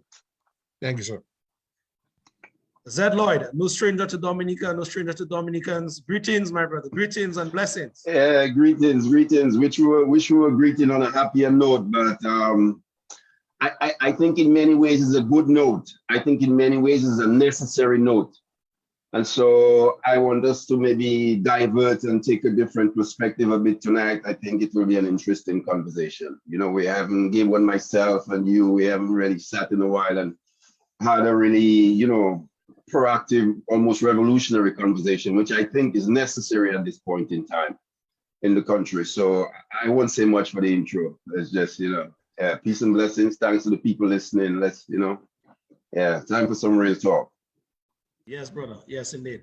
Well, I'm not going to do too much talking. I had 2 hours of talk a while ago. You guys, Gabriel Christian and yourself, between you guys can form a station by yourself. So, Brother Christian, I've been hearing you, continue to hear you. You're one man for Dominica, for your country, always on the front line. Whenever you're called, even yesterday at short notice when I made contact with you and say, Gabo, I need you to come on in the program, read the developments that are happening in Dominica. A matter of fact, this situation of Thompson Fountain wasn't even made public as yet. We did not know that Thompson Fountain would be arrested later on in the afternoon. And so here you are. Sometimes, you know, life have a way of rectifying certain things. And so here you are on the front end as usual, ready to go. Where do you want to start off the conversation with us, Brother Gabriel, read the recent developments in Dominica? Well, I think, you know, the facade of the National Archives, which was just up the street from where I worked on the Potomac. I had 80 boats as a janitor. I used to clean out in college. Was inscribed on the marble, past his prologue, past his prologue. And so sitting here this evening is very moving for me because we were just maybe 1 or 2 years out of independence. That was 1980, actually 2 years, because we became independent in 78, when Zed Lloyd, as a young student at the SMA, and I believe Thompson had either been living the SMA or he was just starting sixth from college, decided to form a student organization. Well, when I was at the grammar school and at sixth form preparing for independence, I was a member of the Popular Independence Committee and the Dominican Federation of Students, and we were involved in the independence debates and the discussions at the Goodwill Parish Hall on our Constitution. And so it is with great regret that I see the Constitution that we debated, discussed, and sought to enshrine certain core democratic values in what was a former slave state, where the freedom of enslaved Africans and Kalinago people were prohibited in way of association, where enslaved Dominicans were prohibited from moving about freely. They were always being sought by slave catchers, and many of them had to resort to the hills, go up to Zion and become maroons. We enshrined in our Constitution, and I will get the particular section for you because this is very important in light of the marches that have been taking place. The particular section of the Constitution, I believe it's section 11, that speaks to freedom of assembly and freedom of assembly and freedom of movement. And I think it's important for Dominicans to use their smartphones, go onto their smartphones, and use those smartphones to educate ourselves about our rights. By doing that, what we accomplish is a better dispensation, because then no politician can unilaterally rob us of those rights, as is happening right now. And I just want to get to the particular section that I looked at yesterday, and I looked at it in conjunction with the Public Order Act, right? And it basically says in our Constitution that every Dominican has a right to freedom of movement and freedom of assembly. And those are the true rights that Arthur Martin and the Freedom Walkers movement have really been able to test, okay? In the Public Order Act that you sent me of 1991, which was done after the Constitution was enshrined in 78, it says basically that those rights may be prescribed on the basis of any interest where those rights being exercised may violate the interests of public health, national security, or public morality. It cannot be shown that any of the marches that have taken place for the past 3 weeks have endangered national defense, public health, or public morality. And so another problem that makes the Public Order Act ultra vires, in my view, that means it goes beyond the powers inherent to our Constitution. Any law that conflicts with the Constitution, which is the supreme law of the land, is a law that must then be revoked, rescinded. What it does is it gives the Minister of National Security and it gives the police commissioner the right in their subjectivity, okay, to unilaterally deny a permit. They could say, you know, we're not giving you a permit because giving you a permit might be contrary to public health, national security, or public morality. Well, if you are not blocking the road, you're not impeding traffic, you're just simply walking along, you under our Constitution have an absolute right to do that. You cannot be restrained. And so and that is why they are sending police officers to people's homes, interestingly, not to cite them or to arrest them, but to warn them. You know, in my time, when the police came to your home, they came with a warrant or they came with a citation. They don't have to come and tell you, you know, I'm warning you, you know, we're going to do this to you. No, if you believe they have breached the law, then you go ahead and charge them. And when you charge them, civil rights organizations, as I've been informed, like the Nature Island Dominica Civil Liberties Foundation, the trade unions, the soon-to-be formed student organizations, the revived National Youth Council, which will come alive one day when it awakes from its slumber, will stand up and challenge it. You know, when in the South, Martin Luther King and the Southern Christian Leadership Conference attacked racial segregation, which was violative of the US Constitution, because it denied African Americans equal treatment on the law. They tested it. Brother Lofty, Brother Zed, you know they tested it? They did the same things, even more robust than what Brother Arthur did, alongside other patriotic Dominicans. They went walking. They went walking, and they sang this song, "We shall overcome. We shall overcome. We shall overcome someday. Oh, deep in my heart, I do believe we shall overcome someday." And they tested those laws. And by their prodigious effort, their relentless effort, their inexorable effort, their courage, indeed, they were able to overcome. And that's why people like Zed Lloyd and myself and tens of thousands, millions of other African Americans, Hispanics, and other Native people have been able to enjoy some freedom that 20, 30, 40 years ago could not be enjoyed in the United States because of racial segregation and racial oppression. And so it is really hypocritical when some Dominicans come to the United States, fail to understand that history of struggle, and then turn around and associate themselves with a budding tyranny on their island of origin, which, like the United States, was an island rooted in the extermination of the native people and the enslavement of Africans from the West Coast, primarily of Africa, who were brought here to produce wealth for Western Europe. And so our democracy, from the independence struggle to the present, was only born of struggle. It did not come down from heaven from Charles Savarin or Roosevelt's carrot. It came as a result of struggle early back in the days of Douglas Falconer and the early Dominican nationalists, the Bronx elite, as they call them, the early self-government advocates like Cecil Rawle, whose bust is up there at the roundabout next to the old Princess Margaret Hospital. Now I hear they say China-Dominica friendship. People like J.B. Charles, the father of Virginia Charles, who was a Pan-Africanist, brought Garvey to Dominica, but he was in the legislature. And so we've had Dominicans then who pushed for us to have the right to vote. Before that, you had to have property to vote. Who were the people who were property owners? They were people who were descended from the slaveholders. And so we've seen progress. In 1951, we got universal adult suffrage. And in the 1966 period, we began to craft a local constitution. And at independence, we had a constitution, gave us the right to have freedom of association. That is now being placed under threat. If you're associated with the opposition, your life is hell. You must be a member or support of the ruling party. So we've seen a failure of our police force and judiciary and our civil service to protect people under a principle of equality of opportunity under law. So we don't have freedom of association in Dominica. Freedom of assembly.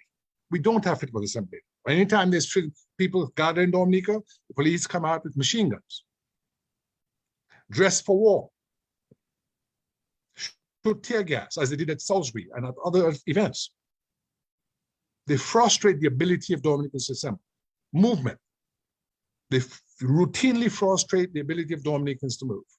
And when Dominicans respond, as with the bus strike, where the bus driver leader, was pulled out of his car and was beaten up in the street, kicked like a dog. But that is not that's what you say, unexpected, because, you know, when Dominicans are called cockroaches or garbage, and what do you do with garbage? You discard it. What do you do with cockroaches? You crush them. And so we see in a culture, a macabre, a sinister culture that oppresses all Dominican people. And I'm happy that you, Brother Lofty and Brother Zed, thank you so much for opening our minds to this opportunity to have dialogue. Yes, indeed. Indeed. Thank you. Thank you very much, Gabe, for opening us up in a very astute manner like you just did. Zed, you are somebody that is always forthright, on the forefront, you know, leading from the front, as it were. Some persons may want you to do otherwise, but you are making a very good and important impact based on where you are at the time. Can you, Zed, you know, kind of open up the conversation, you know, in your own way, your own style, as to you being that quote unquote revolutionary leader with that mindset as you are? Where do you want to take it from, Zed?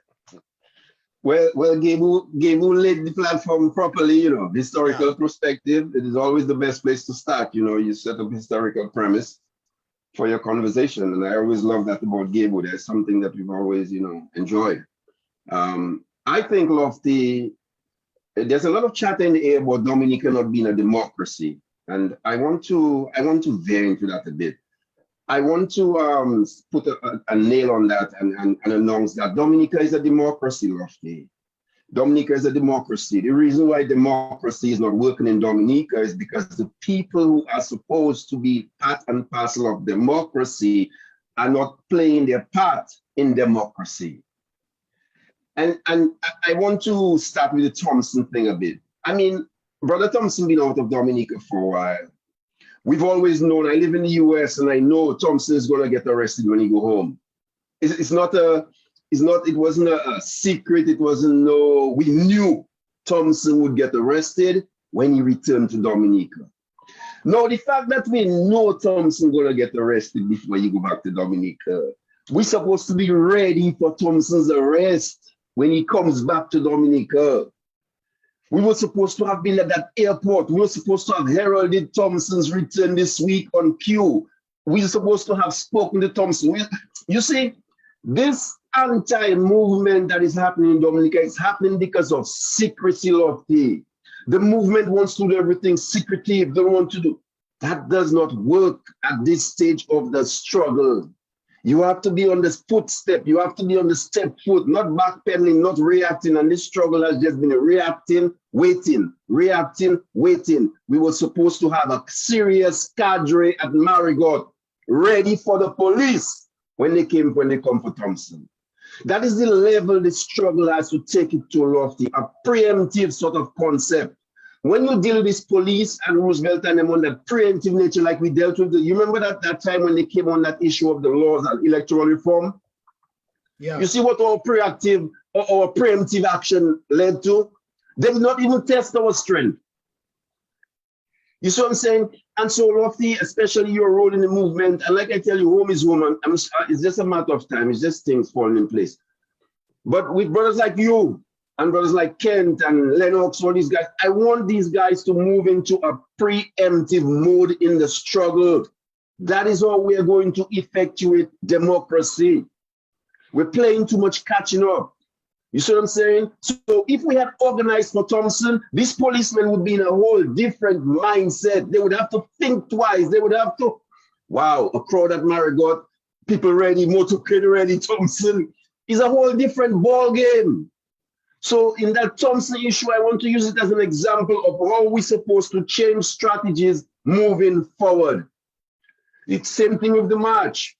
The march is a critical push. I hear people out there asking, well, when they're going to do after they walk, because people don't understand exactly what Gabe was trying to stress. Struggle is a process, Lofty. It's a process. You don't just wait. You can talk all you want on cue about taking a Roosevelt, and unless you start doing those little baby steps, you will never remove Roosevelt. And the walk is a serious baby step, one of the most serious baby steps that you can make.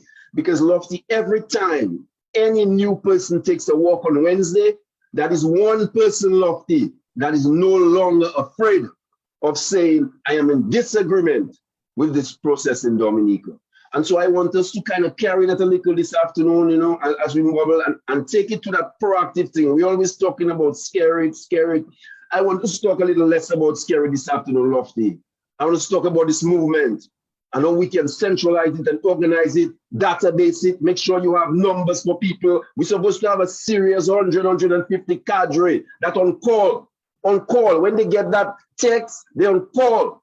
It's movement time. Because what we're dealing with is a regime that it realizes people are scared, and so these guys are just look at the police yesterday. Look at Thompson. Thompson's a peaceful man. Thompson is no threat to the society. You could have dealt with Thompson yesterday and have Thompson back in court on Monday. And instead, what we have, the arrogance of the police. But if we had a 250 man outside the police station, that policeman there, when he entered that station, he'd have a whole different attitude, Lofty.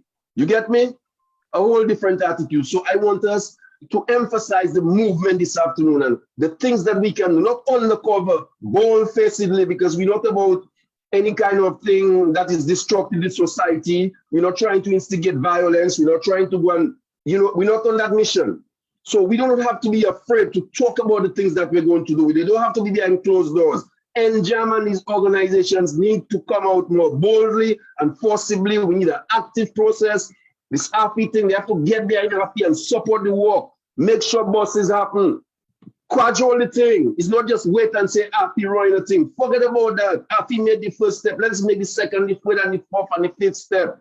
Put yourself involved. Get bus loads coming. If it's in the village, you can walk in your village. Wake up, patriots. Let's do this thing in a proactive, preemptive manner, not this reactive process that we've had for the last 20 years. That is why democracy is not working in Dominica. All right, Zed. Thank you very much. So basically, what I got from you, you're saying we should go on the front foot, preemptive action, always being proactive in our mindset. Where that's man. Yeah, man. Let these guys know we ain't scared of them no more. Straight up. Gabe. Yes, indeed. I have every reason to support what Brother Zed Lloyd said. For the following reasons. History teaches us that the journey of 1,000 miles begins with the first step. And what that means is that we have to do three things. We have to educate ourselves as to our rights. If you do not know your rights, right, then you're not able to enforce them. Number two, you have to associate with like-minded people. Oftentimes, we've allowed policies of divide and rule to have a UWP over here, Freedom Party over there, NJAM. Right now, what Lloyd is saying, which is what I endorse, is that we all have to come together. And that's why one of the reasons we've called several of us for Popular Assembly of the People. The trade union movement, the youth movement, the student movement, the farmers, the fisherfolk. Those people who are in the Labour Party who realize that it no longer exists and want to get back to the roots of its trade union, working class ethic. Those people who are members of the Freedom Party, ULBP. Because the solution that we need to put in place is not a partisan solution. It rises above partisanship. Exactly. It's not about blue and red and green, At this point in time, I'm not a member of any party. I did encourage people to vote for the UWP because I thought that was the best thing in the last election, but I believe the UWP now has embraced the Team Dominica concept. That is, we have to team. And in team, T-E-A-M, together, everyone achieves more. There's no I in team. We understand that one of the problems in Dominica now, I have a little bit of a difference with Brother Zed on the democracy thing. The reason I believe that we now have a dictatorship is that Zed is right. It is there, Zed, because people did not use the tools that they had. What was the biggest tool that they had? The tool was the right to vote that we fought for to make a rational choice. You go through an election cycle where you see lack of accountability in government. You see people who are money launderers and mafiosi being given passports. You see lack of industry, you see lack of agriculture, but yet you go to a jump up with McLaughlin. Yet you go to a jump up with Morgan Heritage. And you put on a red hat, a red shirt, you blow in a red horn, playing the fool. No panel discussion. Zed and I came up in the time of panel discussions at the St. Gerard's Hall and the Parish Hall. Okay? No debate, which is something so elementary. We came up in the time of debate societies and elocution contests so that minds can tussle and different ideas can contend. So we've moved from a time where we had, you hear about biodiversity. The same way biodiversity is good for the natural environment, the diversity of ideas is healthy and sustains a democracy. Now we have one man who makes all the decisions. You don't hear about his ministers. He has a program called Anupale. Some people say it's really Anupale Sop, but it's him. You don't hear, well, okay, this month I will do this month. Next month will be Brother Zed, so he can get some sunlight, because, the plants die in the absence of sunlight, you see. Next month it'll be Brother Lofty. No, he hugs the entire thing for himself. And his cabinet are just there as what you call window dressing, potted plants to give the appearance of a government. When really, I would challenge any minister to come online, come on radio and tell us what they knew about how Alison Madueke became a diplomat for Dominica. I'd ask any minister to come online, come on radio, TV, tell us if they knew how Aliriza Montferrat became an ambassador for Dominica. To come online and tell us about the cabinet discussion revolving around how Ngilab Seng became another diplomat. Were these things brought to cabinet to discuss? If so, why were they not placed in the Gazette, which was another element of our democracy? What the Gazette was transparency. I have been research found in 1952, Dominica Gazette. We're still a colony. After World War II, several Poles came to Dominica. There are three that I remember. One was a dentist called Sharanka. The one that was best known was the surveyor Karol Wingsky. And the third one was a guy called Bonislaw Bastyria. I didn't know that one too well. But it said in the article in the Gazette, the general public is informed that Polish national Bonislaw Bastyria has taken the oath of naturalization to become a British subject. And it was administered at Government House by the administrator. This blank, day of blank, 1952. Today, we have tens of thousands of people. The last count for the past 4 years is 23,749 foreigners becoming Dominicans. Have they taken the oath of allegiance to Dominica? If so, where did they take it and how did they take it? Here in the United States, to become a US citizen, you have to take an exam. And you have to pass the exam. And the reason they do that is to make sure that if you become a US citizen, you know about the Constitution, at least the basics. You know about the history of the country, at least the basics. We have people who are purchasing their citizenship. Have they taken an oath to our island? Do they know about our island's constitution? Are they vested in our democratic tradition? Those are the kinds of questions that a minister or ministers could be coming on radio to illuminate for us, you see. That information sharing, it's not happening.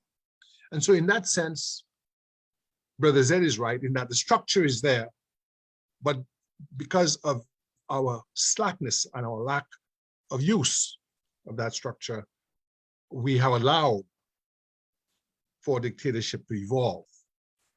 Because it's like everything else, if you don't exercise, I see Brother Zed looks very fit. If you don't exercise, muscles atrophy. Am I right, Zed? Yeah, 100%.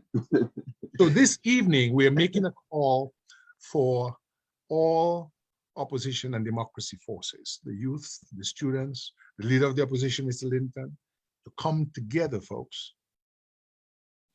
Bob Marley said it, let's get together, feel all right, because that's what's going to get Thompson and the others free. And I'll conclude by saying this. Thompson is in jail allegedly because he incited others to overthrow the government. I believe a charge or something similar was laid against one Joseph Isaac. What happened to that charge? I'm reliably informed it was placed on the shelf sine die.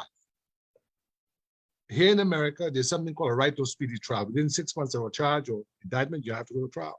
So because he's not crossed the floor and he's now part of the elite, they've just basically shunted his case to the back. I'm not sure if it's been dismissed, but that shows you another facet of our current corrupt system of governance.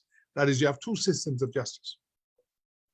One for those who oppose dictatorship and who stand for democracy, who are to be arrested and imprisoned and put in unsanitary conditions. And another, if they support the system, oh, come here, we'll get rid of your case. And I hope this incident with Thompson is that proverbial straw that will break the camel's back and will unite us, not only in outrage, but as Brother Zed said, in proactivity. He said it, and I endorse it. Planning, proper prior planning prevents poor performance, the 6 P's. Proper prior planning prevents poor performance.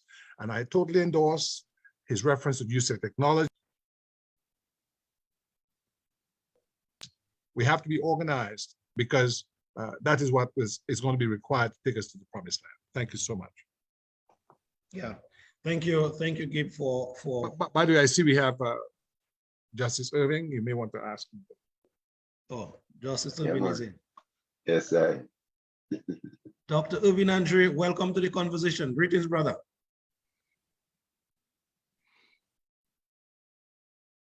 Dr. Irving Andre, calling you once. Are you there? Are you listening? Are you hearing us? I think so. I do. I think so. Okay. Okay. Yes. Okay. Good night, brother Zed. Welcome, brother. Welcome. Looks like you've been lifting up some marshmallows. So congratulations. Well, we need to see if you're lifting up any marshmallows as well, you know, Doc. Well, I know your eyesight is bad, but, you know, but that's not against you. Let me just clear my background there. Yeah, that's better. Yeah, much better. Gentlemen, I commend you for your work in sensitizing Dominicans abroad and in Dominica about current events and events of the past. And that is the type of sensitization that we certainly need at this juncture. Obviously, you cannot have action without the necessary education and sensitization. So again, I commend you for the great work you're doing. Thank you, brother Irving Andre. I normally hear that voice on the Global View. So it's a household name in terms of its participation in its democracy. So thank you very much for the work that you continue to do, brother. It's much appreciated back home. Thank you, sir. Yes, indeed. Gentlemen, we are on a very good line there in terms of the conversation. And Brother Gabriel touched on it a while ago in terms of the coming together of the opposition forces to deal with what we have to do in terms of what is plaguing our country. Now, I am part of the resistance, I'm part of the movement, so I can speak from a position of fact. What I can tell you guys, that is one of the hindrances that is hindering that progress from that amalgam, that coming together. And I know some persons wouldn't like me saying that, but I'm a person, I speak truth to the best of my ability. There are a number of groups out there, there are a number of persons out there with that kind of mindset. Let us come together, let us come together. But when an attempt is made to come together for the common good of country, I love Dira sometimes. I get the sense, I get the third sense that there's a level of distrust or mistrust among the forces that permeate through there, that acts as a stumbling block in making that a reality. You guys are brilliant guys, you're bright, and so the onus is on you to respond as to what can be done to that kind of level of mistrust that I'm sensing that is preventing that coming together in order to achieve the common goal for Dominica. Lofty, you mind if I chime in? Well, it's three of you guys there. Yes, no problem. Yeah, well, Lofty, you know, back in my time, you see, Brother Andre there, I mean, a lot of people know him as a judge and whatever. I know him as an English teacher. I know him as, and Brother Andre, man, was very instrumental in impacting me as a student and other students in terms of civic consciousness and getting involved and having discussions. And I think that when I listen to the radio, Lofty, I don't even call that much because I get the sense that Dominica is like mentally in the dark ages. And in processing everything, although we have intellectuals coming and we have people passing GCs and we have people passing CXCs and we have, but the mentality of the country is not where it used to be. And I think that is the big problem, Lofty. There is no emphasis of philosophical conversation in Dominica anymore. There's none of that, even at the student level, you know. And I think when you grow up in a society that encourages philosophical dimensions of reasoning, it automatically takes your mindset to a whole other level. I had no choice to go to another level mentally when I deal with people like Brother Andre, Gabu, others. When we have serious competitive speaking and debates, and you have to deliver, you have to talk, you have to argue, we had those things in mass. And I think that is missing in the country because it's not allowing young people to develop a sense of independent thinking. The gang consciousness has taken over, the materialism has taken over. And I think that affects that very struggle that you're talking about. People are coming into these tables without philosophical understanding. People are coming into politics by coincidence and opportunity, but without any political philosophy, without any political cadre set of development. So you're placed in a situation, that is why all you deal with it is reactively, because if you don't have the philosophical sort of understanding of the situation and the philosophical analysis too, you will always be reactive to the situations you meet. So I think it's at a young level that Dominica has a problem. There's an absence of consciousness, even spiritually. I listened to Matt today, I listened to Matt all week. All these songs, Jesus Christ, take the wheel, God take the wheel. I hear people calling, God help us. And all these people are calling love to with an idea of God helping us. But you see from the analysis that they're expecting God to come and do it. Like they're really checking God, come and help us. They're not realizing God is the inspiration for them, that when they call God's name is an empowerment you call into you, not outward, into you. So that you yourself can now become a vessel of God and do the thing without fear, without worry, and without that. And that part is lost. And that part is lost because there is no philosophical dialogue taking place into the country. I will let Brother Andre move on and give it from there. I think that is he can expound on it in more general light. But I want us to, because I think in many ways we're stuck in the Middle Ages, dark in terms of a lot of things in Dominica right now, although we have these opportunities. But Zed, just before we move across to Brother Andre, the mistrust that I spoke about among the forces, what are some of the things that are contributing to that level of mistrust from your perspective?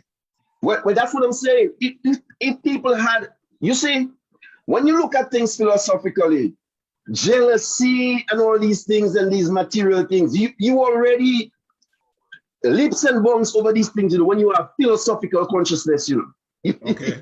You see, and so if you don't grow in philosophical consciousness, these diversions are easy for you because all you have is what opportunity, power, what.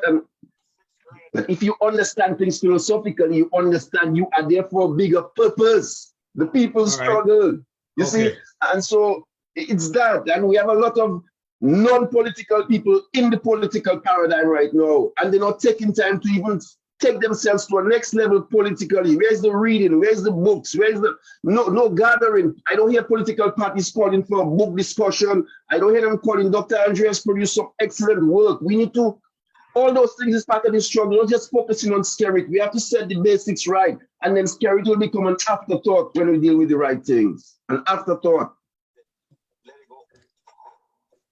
Dr. Andre, your thoughts. Thank you, Zed. Yeah, well, let me commend what Zed is to say. I remember him at the St. Mary's, very tall fella, very bright, quite frankly. Stood out, natural leadership qualities and so on. And I think he was probably the most intellectually mature and the tallest of the students around town. But he stood out and he continues to stand out, and think that augurs well for Dominica.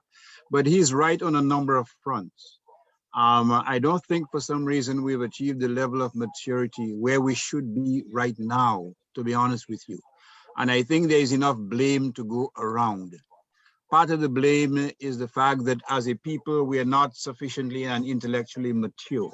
In other words, in 2022, our vote can still be purchased by probably a small bundle of galvanized and one or two brown paper bags in the middle of the night. Let me give you an example in terms of what I mean by being mature. In 2000, I represented, along with a colleague, the first 2 persons charged with murder in the city where I preside. I was a defense counsel then. He was charged with first-degree murder. They basically slashed very cruelly the neck of a taxi driver just for a few cents. At least that's what they got. And one of my client actually, he was interviewed by the police. And it's not like in Dominica, everything is videotaped. So there can be no suggestion that somehow someone gave a statement voluntarily. It's all videotaped. So everyone can see what transpired between the accused and the investigator. And during the statement, my client, 19-year-old fellow, white Canadian fellow, is telling the interviewer, if you give me back my phone, think of it, I will tell you exactly what happened.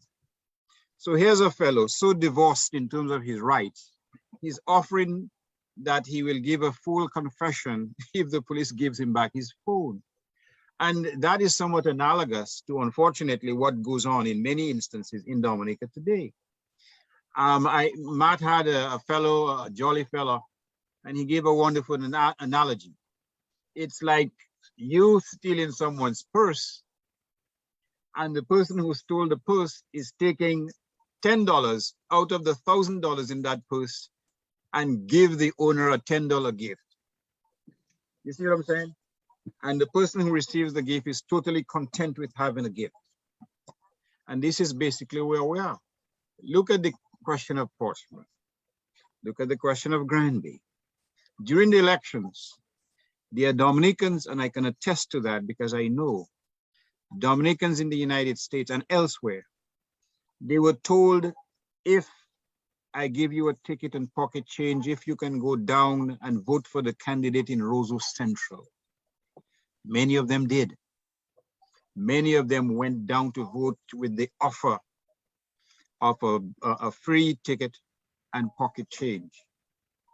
Do you think that that would happen in some of the other islands? It may happen. 200 US. How much is on? Hello? Mr. Charles, Mr. Charles, Ronald Charles, mute your mic, please. Hello. This thing may well happen in some of the islands, but not on the scale that it happens in Dominica. Zed talked about the whole common purpose, the common good. What being a Dominican means to you? At least during the time of Edward Oliver LeBlanc, he had a conception of what Dominica meant to him. He had a conception as to his role. He had a conception of what he wanted to achieve. He had a conception of where he wanted to bring Dominica. And he tried to incorporate, he tried to get people to believe in that vision. And he had a broad tent. A lot of people, a lot of Roseau persons of standing gravitated towards the LeBlanc party, not necessarily because they shared his vision, but because they could enjoy some of the fruits of his labor. And this is what we have right now, because we cannot just aspire to replace one leader and putting another who is going to continue the status quo. You want change because you want a new vision. You want a new reality. You want to reverse what has happened. You want to change Dominica from this being, from Dominica being some passport selling small island entity where persons have to be referring to our leaders as hungry hyenas, for God's sakes, to one which is more akin to, for example, what Gabriel talks about in terms of, is it not Taiwan, in terms of, what's the country, Gabriel? Lee Kuan Yew, you know, the ethos of development. We have to try to educate Dominicans along those lines. And the question is, have we undertaken on a systematic basis that task? Have we made it our business to have a comprehensive program of educating the Dominican populace regarding what it means to be a citizen? Have we taken that leap of faith? Have we undertaken that challenge? And to the extent that we haven't, are we not now paying the price for it? The price where, because the persons or people, our population or the voting public hasn't been educated to an extent where they can say, I will take your galvanized, but I am voting for my country because I know that my lot will be better if I vote for my country, rather than the 30 pieces of silver that you can give it. This is what we need to do as a precondition, because if we've done that successfully, then those who are approached and contacted to break the laws and come to vote to Dominica will say, keep your money. Yep. You cannot buy me for a mess of pottage. We haven't reached that stage, and it is our business to make sure that we reach that stage. But not only that, our leaders have to come to the table with great humility. And for those of us who are advocates and students of the Bible, Christ did not come to Jerusalem with Gucci clothes or with clothes from Macy's or the shop where Zed and Gabriel Christian shops. He came as a humble person, born in a manger, riding a donkey. He came with great humility. And is that by coincidence? No, because the trajectory of his story was to reach out to the most vulnerable. And the question is, have we, our leadership, embraced that type of approach? Have we adopted this broad tent where everyone has a skill set which can contribute to the development of our island, where we can encourage open debate, even if we have different perspectives, but we are confident in our skin that we're not afraid to exchange ideas with Lofty or with Zed or with Gebu or anybody else, because the common vision is to get on the what matters, the development of your country, the upliftment of the plight of the population. The plan is to get those goals achieved. Have we fostered? Have we enhanced? Have we encouraged? Have we tried to nurture? Have we incubated those values where everyone contends, everyone can play a price? And even if somebody has a divergence of opinion, he or she is welcome, because after all, he is my brother or she's my sister, and he or she has a contribution, irrespective. Let me tell you something now.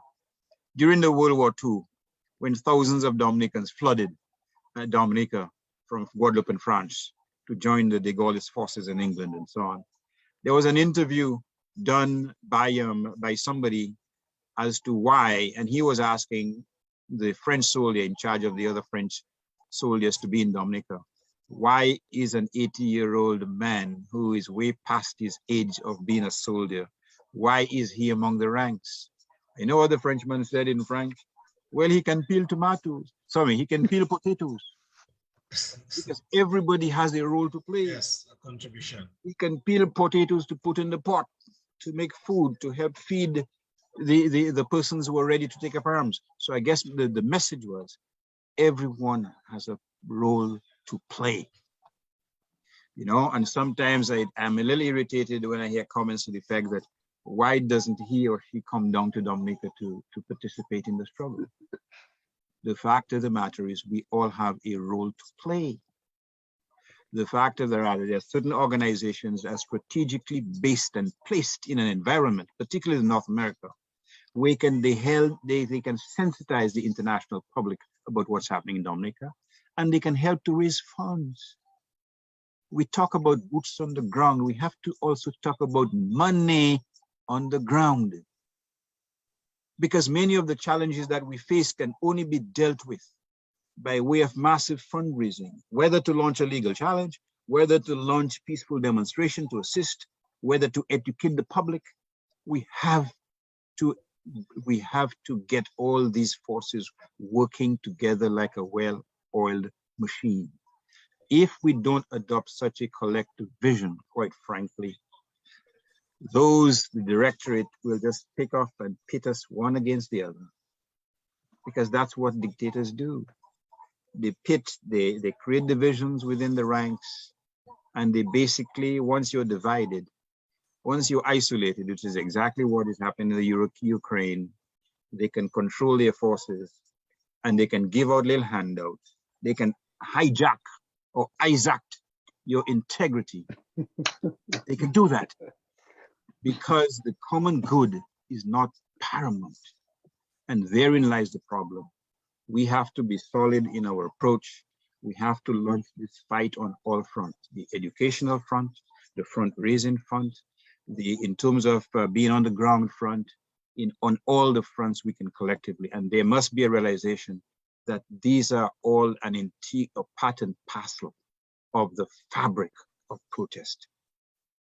If we don't realize that, we are short-circuiting ourselves. We can never compete on an economic or financial front with the electoral directorate. No, but if we collectively make minor contributions and we focus our energies on where things matters the most, we can achieve much more headway. That is what we face at this juncture. Have we united? Have we become sufficiently mature intellectually and organized, or otherwise, organizationally speaking, to marshal the 12 tribes of Israel to achieve the promised land?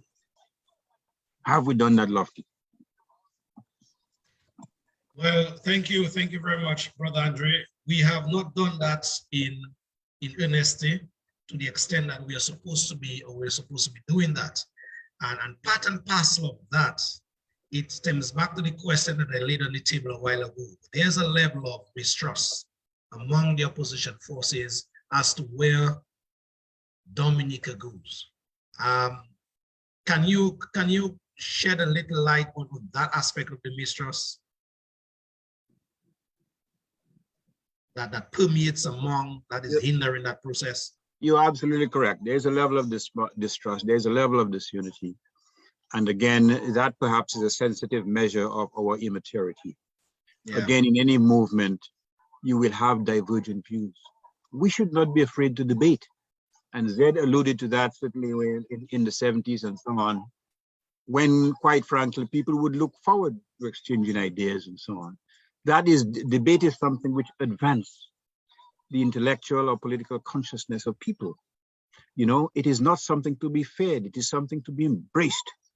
Not only that, but again, we have to summon a Herculean effort to bury, or at least to hide, or at least to extinguish as best as we can, those elements of insecurity, insensitivity.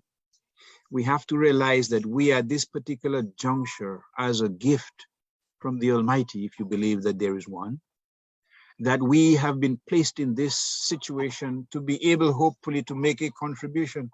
Lofty, is it coincidence? Have you asked yourself, why is it that I was born with all my faculties? Why is it that I was born with those natural gifts where I could be on radio or where I could have my own podcast? Why is it that I was born with those gifts that I can reach out to people and that I can garner the respect of persons? Why is it that I am imbued with the ability to analyze intellectually and to offer proposals in terms of Dominica's advancement? Why is it that I have a few funds that I can assist in different ways in terms of advancing the cause of democracy in Dominica? Is it coincidence? What have I done to earn the privilege of being put in a situation where I can peel potatoes, so to speak, in terms of my contribution to the struggle? Why is it that persons have to be resentful of what I can achieve? Why is it that persons may be fearful that I may supersede them in the overall struggle? Why should there be that concern? If you regard yourself as a custodian of Dominica's democracy, one of hundreds, then you will accept your role that you are only one person in terms of that, how you call it again, the jigsaw puzzle, you know, you put all these pieces together, blah, blah, blah. I am just one of many who can make a contribution. And as long as we have this collective vision, we can all make a contribution. You know the old saying, Lofty, do you have too many chiefs as opposed to too many Indians? You tell me. You know, if you regard the whole business of being at the apex of the struggle as a privilege for you to make a contribution within a limited time space, and to give another person the ability to make a singular contribution. If you start with the premise that if you have children, Lofty, you don't own them, they're not items of property. You have been given the trust to nurture them as best as you can. So if our leaders develop this mentality that they've been given an opportunity to nurture Dominica as best as they can, to make as broad a contribution as they can, to uplift as many people as they can, to give as many scholarships as they can, to build a number of houses for as many people as they can, to provide healthcare services to as many people as they can, to give jobs to as many people as they can. If you have that overarching philosophy, then you will adopt that song. I can't remember by whom years ago. I'm revealing my age. If loving you is wrong, if loving Dominica's development is wrong, then I don't want to be right. I don't want to be right. Don't want to be right. That is what we need to bring right now to the table, because the fact of the matter is we are facing an existential crisis, the likes of which we've never seen. We've never experienced that rapacity in government. We've never experienced that level of mendicancy. We've never experienced that level of victimization and vindictiveness. You know, Thompson is in Sudan because he cannot get a job, not only in Dominica, but in the region, because the leaders are such that they call each other, or they call this NGO, or they have influence over an NGO, don't give him a job. And that is why the situation is so dire in Dominica. Why is it that you can't get a job in Dominica? Why can't Zed not get a job in Dominica now as we speak? What has he done?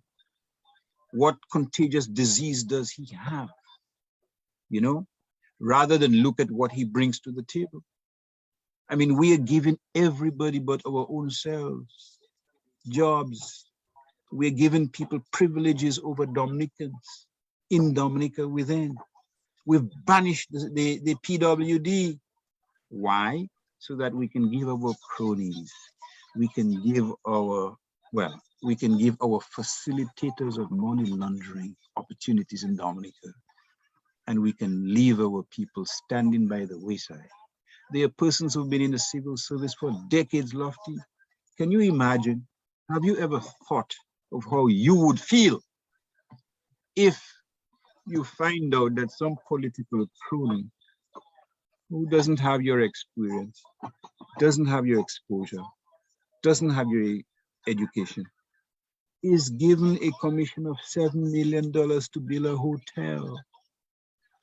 And you've been languishing in an acting position because somebody whispered to the political directorate, his brother or sister is UWP. Have you given thought to? Have you given thought to the number of careers destroyed? Have you given thought to the number of people victimized? Have you given thought to the number of police officers who've been cast by the wayside because they don't toe sufficiently enough the political line? Have you thought about those persons who've been given houses? Some of them live abroad, and persons on the tarpaulin still languishing because there's a perception that that they're not wearing the appropriate color. Have we sat down and assessed the human cost of that type of policy, of that type and level of victimization? Have we thought about that? Have we thought about how difficult it is to see persons, their heads bowed in prayer, wringing their hands, rolling their rosaries 1,000 times, while looking the other side when victimization occurs, sometimes to their own friends, sometimes to their own family members, sometimes to colleagues, sometimes to people they went to school with, and they see nothing. Have you thought about the impact of that type of cynicism on someone who is looking for guidance, who is looking for inspiration? And we talk about the young people and their affinities with drugs and gangs, but that is what they're surrounded by. And the question is, what is our role within that cesspool of immorality from top to bottom? And that is what we have to address. How can we create a new shifted paradigm to ensure that the message falls on fertile ground and fertile soil, rather than on barren or stony ground where it doesn't sprout? That is the task that we've been assigned this generation. And generations in the future will wonder, what the hell were they doing? Were they sleeping, or were they waiting for a chance to feed at the trough? The choice is clear. I know what my choice is, and I know what your choices are, but we have to make sure that more people understand that that is the dark choice or stark choice that we have. That is the role we must play. We're not imbued with gifts and talents and intelligence and no disabilities, no illnesses, just like that. There must be a purpose to this. And we have to give the effect, once we understand this purpose, we have to say, we must make a contribution, even if it involves peeling the potatoes. And that is the load that we must bear, my friends. Sure. Thank you very, very much, Brother Irvin. Very inspiring words, I must add. But just before I move across to Gabe for him to contribute, I just want to stretch it a bit further on something that you said, Brother Andre, about the victimization that goes on in Dominica. That is bad enough. But when that level of victimization can stretch across borders, then you know things are really, really bad in this country. I had, for example, a situation where I spoke to a professional, a Dominican professional, but this guy worked somewhere out there. And because of that gentleman speaking to yours truly, publicly that is, the powers that be in Dominica, I was told, call this gentleman's employers and said, basically in a nutshell, are you joking, talking to Loftus Dura about this and about that? No. What can be done to get this guy off the hook in terms of employment? And so the long tentacles of this unrelenting regime, what we are going through here, it is sad, but even when these tentacles can go abroad, across borders, then it says that we are in a very, very bad state, a very bad place. So I just wanted to record that as we move along. Gabe, you were there silent for some time. It's already 7:15, folks. We're out of here for sure by 8 o'clock because I have to go outside the police station, stand in solidarity with my brother. Still, well, please we have be the next beautiful. 45 minutes. I really, can you hear me? Yes, we hear you. I just want to say that in both your boxes, that of Zed and yourself, is a September 22nd photograph of a note from the cadre that Irvin Andre and I belong to. And I can call the names. Zed may have gotten it. Zed, you should have gotten it. The comrades absent, Augustus Libre, Lloyd Pascal, and Hilarion Deja. Comrades present, Johnson Christian, Gabriel Christian, Arlington Smiley Burnett, Joseph Tutti Geist, Curtis Victor, Roy Pascal, and Irvin Andre. After the minutes were approved, the motion was moved to approve the minutes by J. Christian, seconded by Curtis Victor, going by Robert's Rules of Order. How old are we? 14, 15, 16, 17. We're talking about a future constitution for the cadre. Yes. So as I listen to Brother Irving, and I listen to you, Lofty, about distrust, the relationship with Brother Zed exceeds 40 years, right? And we've never had a conflict. The relationship with Brother Irving exceeds 40 years. Have we had differences of opinion? Have we had divergent views? You bet.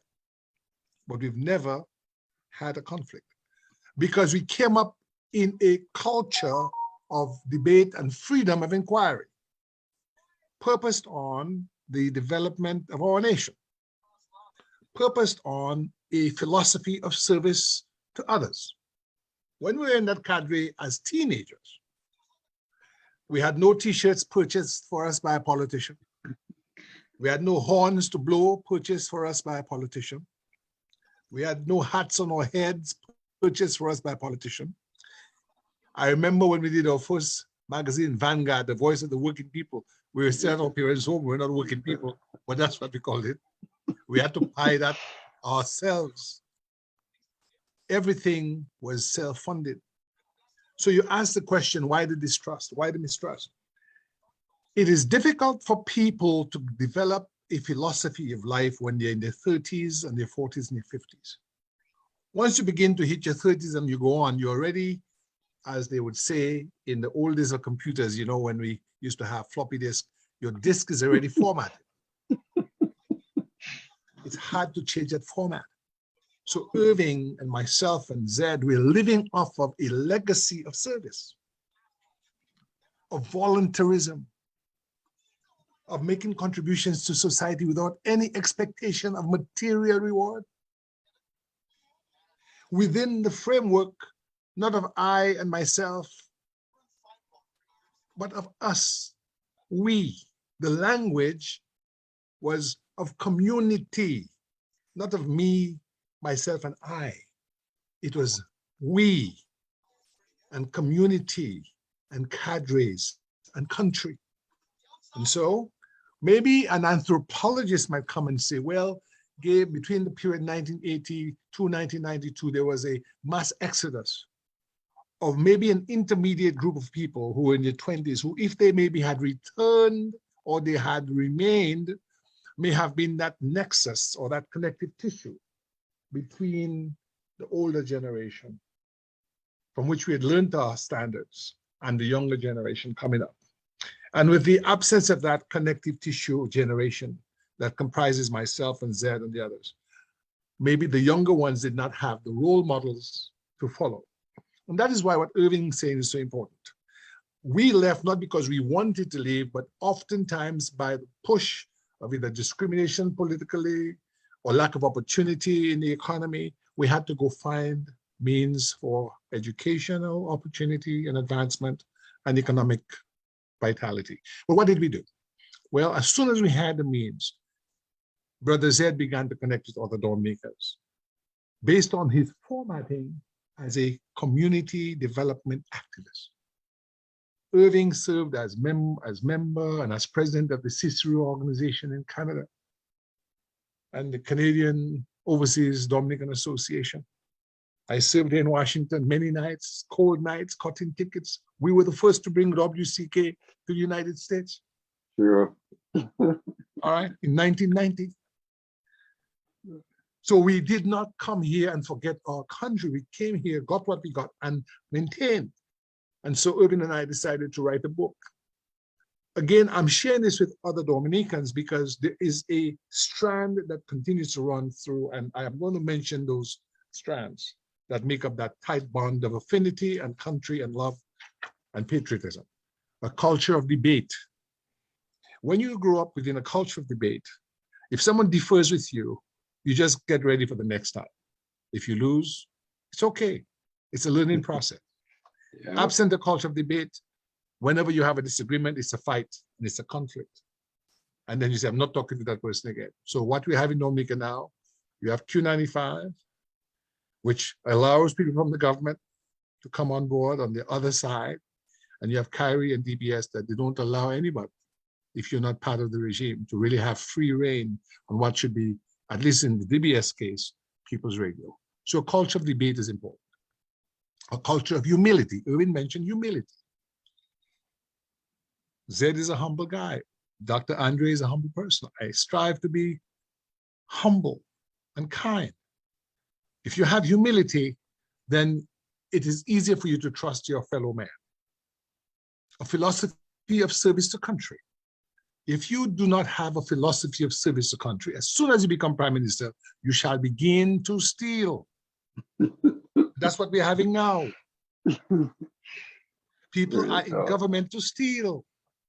I'm not saying there may not be a few good ones who may have started out, but by remaining there, they are perpetuating that cycle. So you have to have a philosophy of service to country, a culture of civic duty. The senior council came on radio recently and called us garbage, pigs at the trough, called Dominicans cockroach. And my rejoinder to him was not to call him names, because we don't do that. We are better than that. When they go low, we go high. But what I asked him was, as a senior tenant, have you gone into the schools to mentor one student? Have you gone into SMA or DGS or PSS to any school to do law day? Have you done one forum series on the Constitution to teach Dominicans about the Constitution? Or have you favored strong drink and lack of sobriety? You see, we favor sobriety and voluntarism. Irwin will tell you, the Bar Association here, we have kids come through our office. I never had a lawyer come to us when I was in Dominica, the grammar school, to speak with us. But we do know that in societies where there's a high degree of voluntarism, the people give of their time, those societies are more resilient. A culture of teamwork, Boys Brigade, Boy Scouts, Cubs, Girl Guides, Brownies, National Union of Students, as Zed was involved with, National Youth Council, Dominican Federation of Students. All those things are the glue that hold the society together, because you're teaming. And then there was the original youth camp at Londonderry, where we go camp in the summer, sleeping on bunks with strangers from different villages. And a lot of these relationships I have retained to this day. Do we have a place like that, Lofty in Dominica?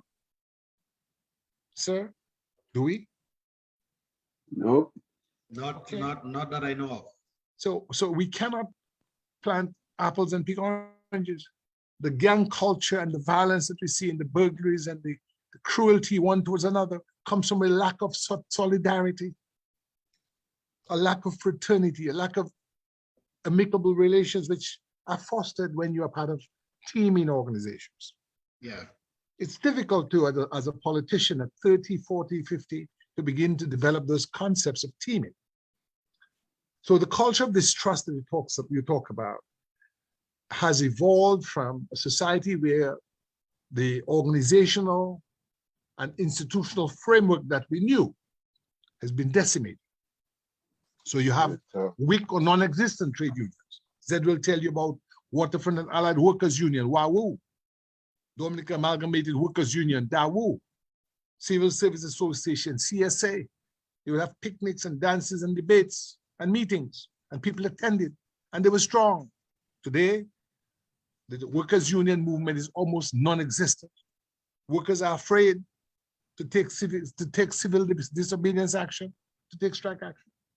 So if we are on civic vibes tonight to, I believe, take some guidance that will help to see the release of our brother, Dr. Fonke, is to be like him, a man who spent his time not engaged in self-aggrandizement, went to Africa to help develop Africa.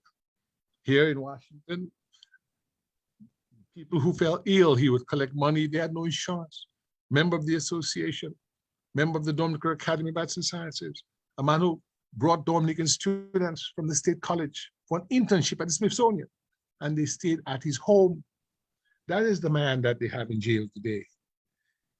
Tony Astafan, Roosevelt Scarrett, and none of his cabinet members can measure in service, voluntarism, leadership, and kindness that we have been witnesses to, that Dr. Fonkin has demonstrated. And so his imprisonment tonight should be a clarion call, a wake-up call for us to be like Thompson. And tomorrow when the sun rises, for us to insist on his freedom and for the dismissal of those bogus charges. And Dominicans, all of us, will have a better country where we are more civic-minded, where we're kinder to each other, and where we're willing to team with each other in organization and have within our breast, as Brother Zed was so exquisite in explaining, the belief in God, the God force is within us, you see. It's not an externality. When we say, God bless you, it's because it's an internal force for good. We're not waiting for manna to fall from heaven. It's never going to happen. The hero lies within. The God force lies within. And if we can summon that goodness, which is the God force, and to link with our brothers and sisters with a philosophy of service and humility, we shall indeed overcome. Thank you, Gabe. Thank you very much. The situation that faces us now, as we kind of looking at the wind down time, we have to take some comments as well from many folks that are there with us. But Zed, the present situation facing us now, read Dr. Thompson Fontaine and the justice that goes along with it. Any thoughts on that as we look at that struggle head on with a positive mindset? Well, Lofty, you know, knowing the Thompson I know and like you is a very personal, and the Thompson I know is a brother that is prepared for being that cell. The Thompson I know. Okay. You see, Thompson didn't come to Dominica vibes because he ended up being IMF and he ended up being this and he ended up. Thompson been Dominica. It's a whole cadre of us. We've been Dominica. You know, I'm here sitting and I'm picturing SMA teacher staff room and where this one sat and where this one sat and where I sat, and I'm seeing, you know what I'm saying? We had this sort of a triangle of Irving McIntyre, Thompson Fontaine, and myself, the Minister of Health right now. You understand? And what do you think used to happen there during our time when we're not teaching? It's just pure conversation on Dominic and development, you know. If you had a tape recorder, you could have taped us and get a whole development module for Dominica, you know. Those are the things we spent our time on, you know, when we were not teaching in the classroom, you know. And for me to be here today in America, and maybe it's a good thing I'm in America still, it's a good thing because, and for me to see a man like Irving McIntyre, Lofty, Irving McIntyre, my body, you know what I'm saying, Irving McIntyre. To be in an organization that is about the imprisonment of Thompson Fontaine, and for Irving McIntyre not to be able to even speak and distance himself independently from this arbitrary. It's like, I'm like, boy, what happened to this brother? So I am saying, Lofty, that I am not crying for Thompson tonight because I think more of us need to go in that jail. I hear people describing the thing about the state of the jail and prisoners. Leaders have to go inside there. Lennox and all them fellas have to go in that jail. You have to go in that jail. You have to understand, when King went into those jails, man, when he came out more powerful than he went in. And that's your boy, you always playing him. When he went into those jails and those cells, Lofty, he came out more powerful than when he went in. And so we mustn't diss the jail and talk about for pure criminals and the state of the jail. We want to go in that jail. Dominica is at a stage, Lofty, where you see the good book talks about the sacrifice of blood, and people say, well, the Christ died for the blood. But the truth is, Lofty, is that in every generational struggle, when the forces of evil have become so strong and so big and so dominant, it is again a time of sacrifice that is going to get rid of the evil. And I want to tell the patriots that we can sit and talk as much as we want, but unless a few of us get into this consciousness of sacrifice and be willing for sacrifice, and it doesn't necessarily mean death, and the earlier we act, the less it will mean death. But we have to get into a mindset of sacrifice for us to address this evil, because this is evil. This is evil. This is not just about, this is evil. And so I want to just ask the patriots, please, go out and do the work. Build the conscience, build the thing, because you're going to have to fight for electoral reform. You're going to have to fight for this. You're going to have to fight for that. And the only way you're going to be able to fight for that is to prepare yourself, fasting and prayer and whatever. And you see that work? That work is an important part of preparing yourself for the sacrifice that we're going to have to make for the struggle to bring victory. And I just want to implore that on the people this evening, brother. Yeah. Zed, I understand you're making the appeal, the special appeal that is as well to persons who are not quote unquote theirs yet, in terms of the sacrifice that you spoke of. But what word of encouragement would you, Zed Lloyd, have for those that are there and as we speak, making the sacrifice? Well, the mode of encouragement I would think is not for them because they're safe. What I would ask the other people to understand is that there's an economic aspect to struggle, and Gabriel touched it, and I'm happy he did. There's an economic aspect to struggle, and that seems absent in this movement. People talk about a match, and they just think the match. They don't think, well, the logistics of the match and how we're going to make it happen. Yeah. They talk about this. They don't think Lofty have keeping his work off and taking time off his work, and have the struggle has an economic aspect to it. And I'm asking people, I'm telling you, I mean, it's hard. I'm at Western Union regularly. This weekend I was there again. It's like always something. But I'm asking those out here who have it a little easier, who, you know, when you talk about Dominica, understand that right now in addressing this organization and solving this problem, there's an economic aspect to struggle. So what you can do to make it easier for these people like Lofty and Lennox and these guys who are on the ground and striving and struggling, and Kent and all these others, make a contribution. Make a contribution. We have cases that can go to court. This case against MMC is a case that is highly winnable. If we challenge MMC in court and we can get to bring something against MMC, we can change the whole economic landscape of this government and how it finances all its corruption. So I'm asking you and pleading with you. Something has been organized. Brother Andre, Mr. G, and the others, again, would they put together a model for financing, for helping to fight these legal struggles? Make a contribution. Don't wait when something happens for you. No, make a contribution and help us so that these brothers can stay strong and they can fight this thing. We can finance some buses. We need to full Rosa on a Wednesday. Full it on a Wednesday. Not this chip chap thing. We need to full it on a Wednesday. Yeah. Peace and blessings, brother. Thank you, Zed. Peace and blessings. That is vintage Zed tonight. Brother Andre, Zed touched on it a while ago, but the initiative of Need Cliff, can you touch on that, please, before we take some comments? Yes, Need Cliff is an organization born out of a realization that, look, and Zed alluded to it, there are many components to trying to effect change, meaningful change. It's not simply a matter of waving placards or taking to the street. There has to be a certain logistical dimension. In simple English, there has to be bread to sustain the effort. When unions go on strike, they have put in place a process where those persons on strike receive a stipend to maintain their families, to pay for their utilities and to pay for food. And when persons walk, they should at the very minimum be able to, for example, have water, probably a light beverage, probably some refreshments. And we have to realize that it's our collective responsibility to support those efforts. You know, let the leaders on the ground define the parameters of their action. Let Athi define the parameters of his walk.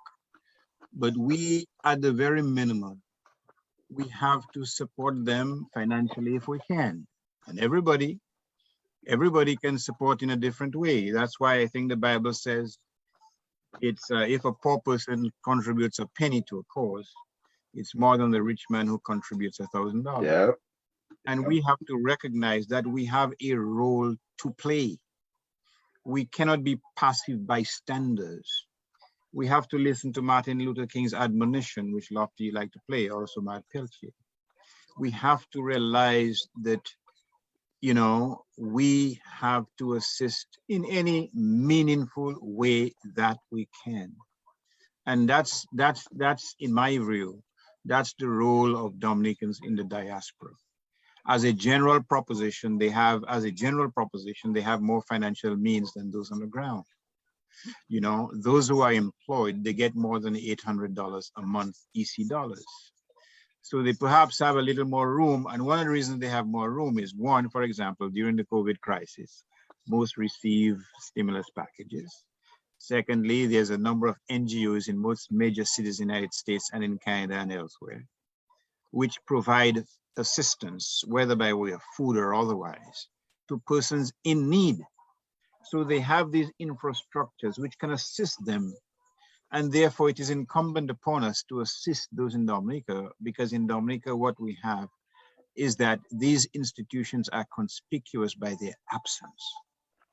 So this is why it's imperative, in my view, that persons come together, just as persons involved in NECLIF come together to make at least a contribution. Legal litigation is very expensive.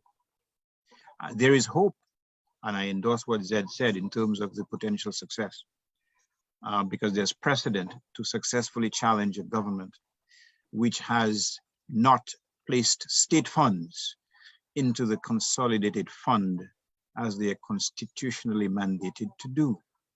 So if we contribute a little, the little that we can, the collective contributions can assist tremendously to push the agenda for democratic change in Dominica. And that is all which is being asked. You know, there can be efforts. I mean, in New York, for example, you have a whole set of afternoon parties or barbecues and so on and so forth.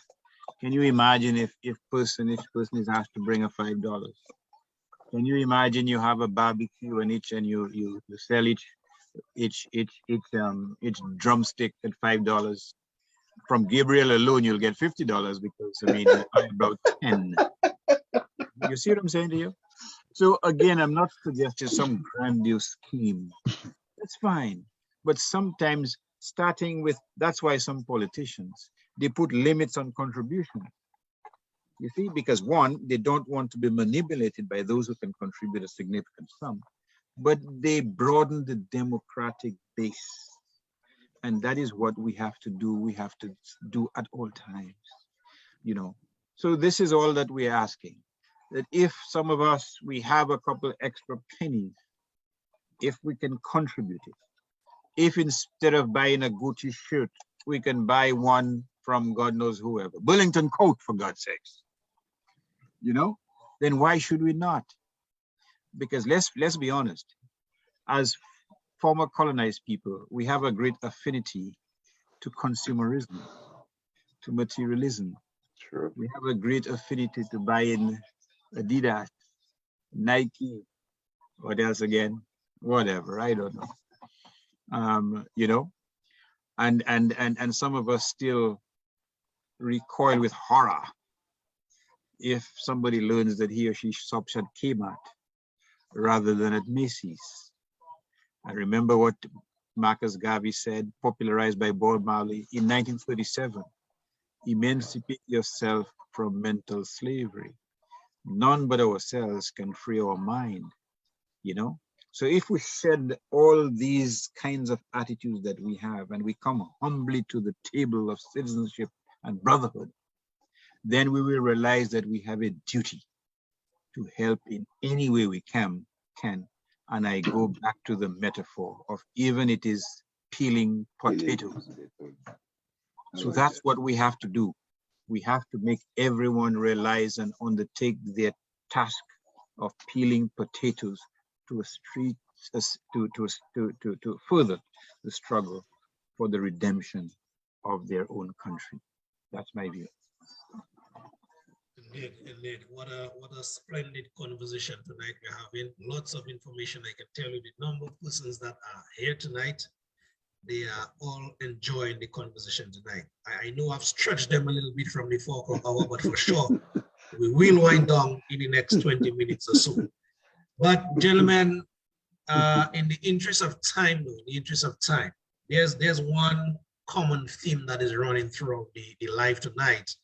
And basically what I'm getting is that persons are enjoying the program, but in terms of, as we wind up, in terms of implementation of what we spoke of tonight, I know there's the talk of the lack of inspiration, the lack of, you know, not able to mobilize, not able to, you know, pull our resources as to, you know, wind up comments tonight. How do we want to leave the audience on a high note as to what can we do in terms of, you know, getting ourselves together, putting ourselves in gear, as it were, to challenge whatever it is that befall us in this country head on.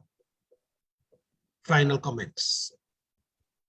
Motivation, inspiration, you know, mobilization, just to give the people that extra jig to face to face this week, to face next month, to face next year. Brother Love. Okay, go ahead, Gabriel. No, Gabriel, go ahead. No, go ahead. Go ahead. You know, there are certain things I recite, you know, growing up, which I recall and probably which spoke to me eloquently, and probably only now in the waning days of my existence that I kind of fully appreciate the significance of some of these things. Some of them have a kind of biblical aspect to them, some not, you know, and saying such as, whatever you do to the least of my brothers, that is what you do unto me. Saying that you are your brother's keeper. Saying that, or realizing, I should say, that being from Dominica is not an impediment. It is not something to hide under your mattress. It is something to be very grateful for. I can tell you that it's only when I blundered first into Jamaica, then to the States, and finally in Canada, I understood that coming from an island, not poverty, I must say, but certainly not with the type of amenities that many of us take for granted in North America, I realized instinctively that it is those deprivations that created this hunger to me. I mean, Gabriel may recall or may not, I don't know. What do I know? I mean, when I was in the sixth form, for example, the nuns, blessed be their holy name, would put restrictions and banish the students such as myself, English students, not because they had anything against me, but what the heck, from coming to the convent library for fear of contamination, for God's sake. We literally had to forage for food, intellectual food, as Gabriel, because I did English at the advanced level, from the DBS library, from the sixth form library. I didn't wear a wig to dress as a female student, but what the heck. From the public library, we literally had to forage. So can you imagine when I ended up at the UWI with libraries with 100,000 of books, of journals on English literature, on every book, every play, every poem. Can you understand the feast that I basically feasted on, sparing no effort, because there was an oasis that I previously did not even know existed.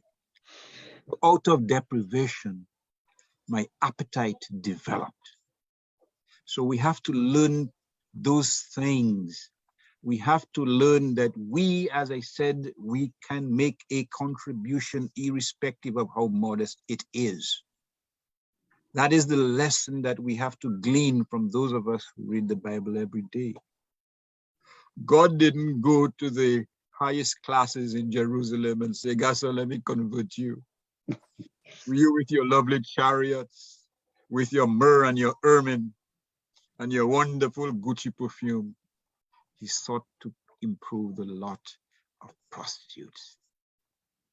You know, and after he did so, he asked, were there not 10? Were there not 10? So think of that, and think of the relationship you have with Dominica. The fact of the Dominica, for most of us, Dominica has nurtured that hunger within us, so that when we land in this environment, we can take advantage of those opportunities. And is Dominica speaking to you eloquently? Were they not 100 of you? Why is it it's only 1 or 10 that is coming back to make a contribution, to say thank you? Where are they? Where are the others? And we have to be inspired by these lessons that speak so eloquently to us as we enjoy the fruit of our labor in North America. Because as we all know, no man is an island, no woman too. As we all know, at various junctures of our existence, we receive some help, even in the darkest hours, even in the face of unrelenting racism. I can tell you today that when I was in the first court, criminal court for 10 years, if it wasn't a white judge who gave me the flexibility to extend my vacation over 6 months to enable me to do the mandatory courses of my PhD study, I would not have been able to do it.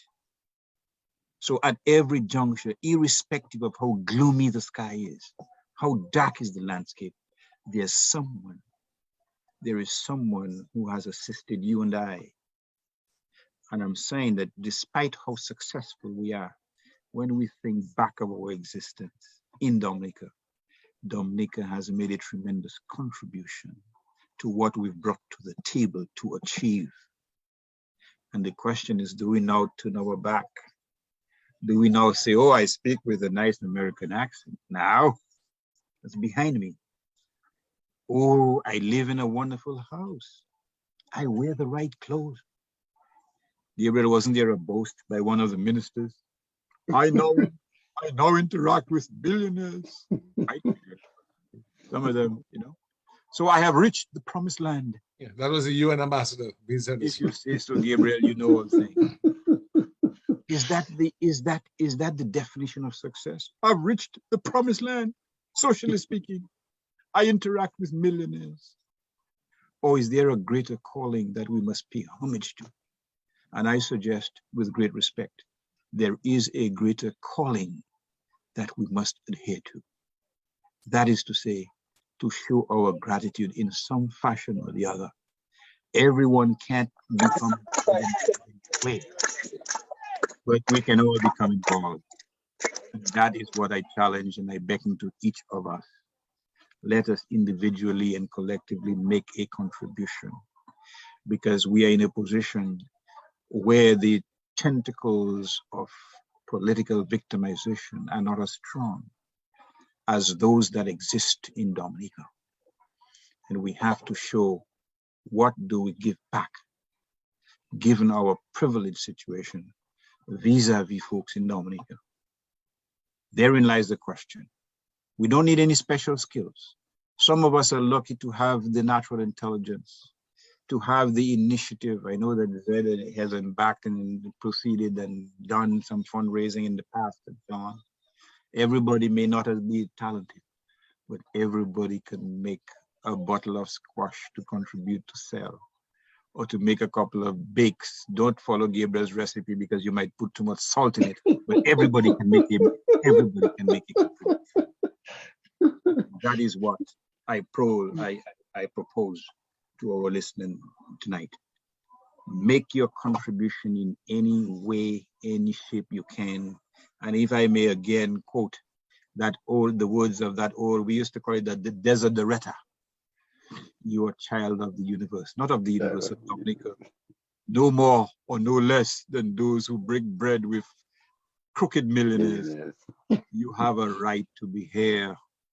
And whether or not, I can't remember what it is, the universe will change based on the contribution that you can make.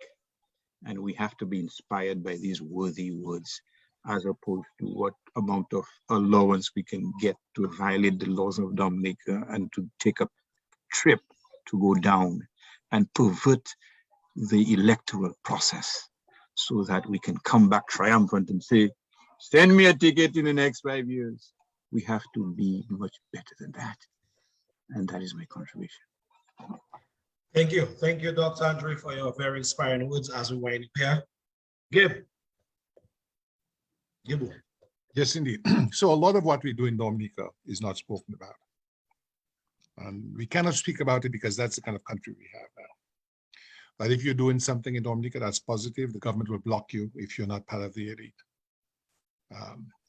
But I'm pleased to let you know and let all your listeners know that the biggest project I've ever been involved in as a member of the diaspora was after Maria, where we were able, with the help of the Ethiopian Crown Council's treasurer, Melda Wahadi, who actually came down with the supplies, we were able to leverage $1.2 million in medical supplies for the Dominican people.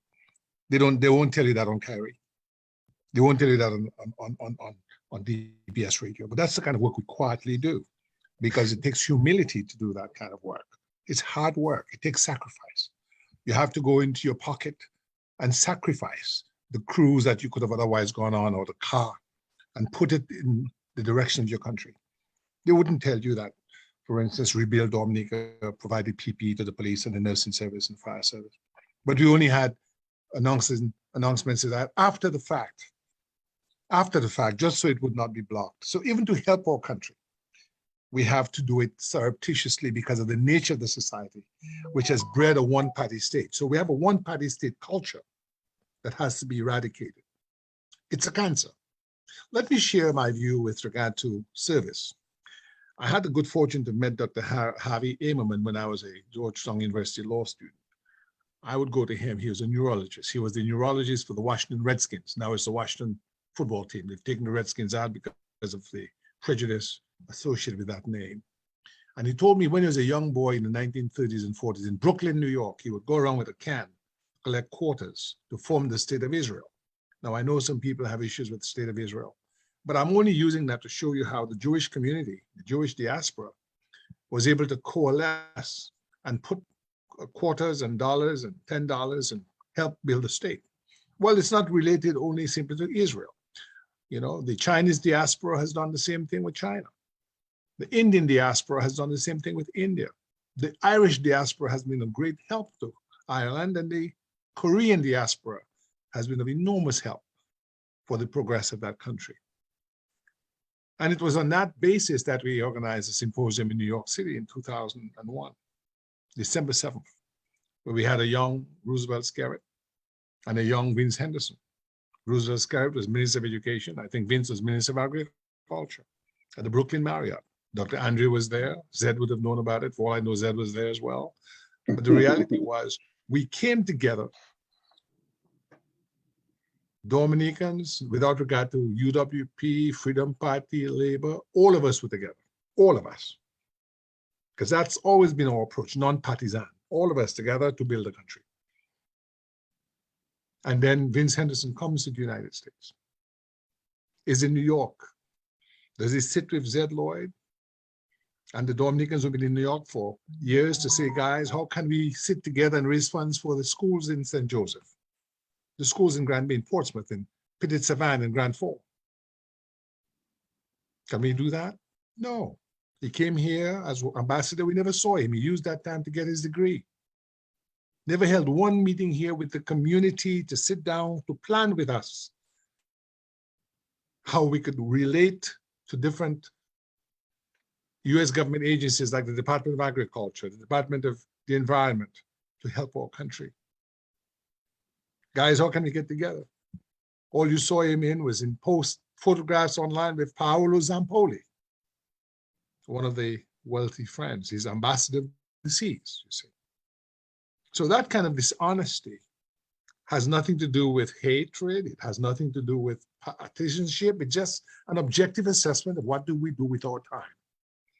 If you're a civil servant and you're given a job as an ambassador, you're there to serve all the people, not just people who support your party. And you better not be using the consulate or the embassy to get people to go home and vote. That is not what diplomacy is for. Diplomacy is established to build relationships of mutual benefit between nations. And all development experts will tell you one of the best things a country can have is a highly educated diaspora. What have they done with the diaspora? Have they said, okay, guys, let's have symposiums so we can put the mathematicians like Zed over here, the judges like Andrew over there, the engineers like Lyndon Scotland over here, and then we network ourselves to bring resources to bear? If the government of Dominica spent a fraction of the time that it spends chasing after passport sales in the deserts of the Sahara and in Dubai, on the diaspora, and the wealth of knowledge that Dominicans have obtained overseas, we'll be a much better country. So, first of all, we would have self-respect for our own, you see. Nobody can give that to you, you see. Self-respect is something you have to be able to develop within you by study, by observation of phenomena, where you observe that in societies where people respect each other and work with each other and respect their culture, respect their community, they do better. Vince Henderson has been in the government for more than 20 years. How is St. Joseph doing? What industry has he brought to St. Joseph in 20 years? What agricultural project has he brought to St. Joseph in 20 years? What vocational education institute for plumbing and electrical sciences or joinery or carpentry or masonry has he brought so that the young people can be seized of certain vocational skills. Those are the things that we concerned ourselves about in 2001 and in 2002, symposiums that Irving attended, Zed supported, and that's how we roll. Irving said something that I want to remark on because it's very important. I think it's biblical. I think it had to do with Jesus, and Zed went to the SMA. I went to the government school, St. Mary's. I think Jesus healed a bunch of lepers, and only one, I believe, returned to say thank you. And that was a parable for the importance of gratitude, and gratitude is next to godliness. So Irving said, was it not 100 of you? I think he's talking about those persons who have left Dominica. We are but a fraction, a tiny sliver of the thousands of Dominicans who have left. And so this is an appeal to you, my brothers, for all of you. Let's put aside partisan differences and let's hold hands to see what we can do for our country. Let's trust that if we observe the Irish Americans, if we observe the Korean Americans, if we observe the Indo-Americans and how they get together and network to help their countries and how their governments partner with them, we'll have a better way. But now we have a government that chases after others. And so people like Thompson Fontaine is a stranger in his own country, although other countries and peoples find value in him. So let us, folks, find value in each other. Let us find value in our fellow Dominicans. And when we find value in our fellow Dominicans, our fellow Black and Kalinago and other, we then build that self-respect. And with that self-respect, Brother Lofty, will come the trust that you talked about, which is so elusive, you see. And so this is a spiritual journey. It's not a material journey. And that's why, guys, when they're lost, they believe they can get to the kingdom by building a mansion on the hill. And so hence the mobilization and the motivation that we're talking about. Yes, sir. Yes, sir.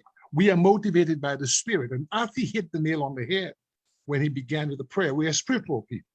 Yeah. And so the question is, what are the next steps? Well, we're all members of the Nature Islands Civil Liberties Foundation. In America, Zed will tell you, we've got the American Civil Liberties Union, and they're there all the time to make sure that the Constitution is respected and so on. Yeah. And so Zed has said it best. We can't just be reactive and so on. We have to be preempting those things.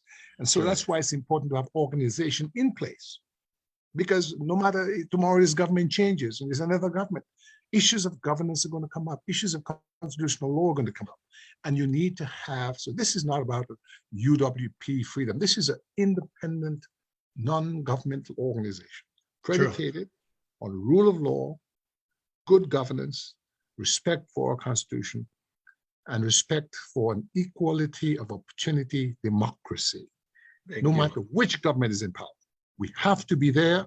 And a greater part of it, as Zed has said, and Irvin has reiterated, is education, right? Irvin and I met in the research section of the Roosevelt Public Library.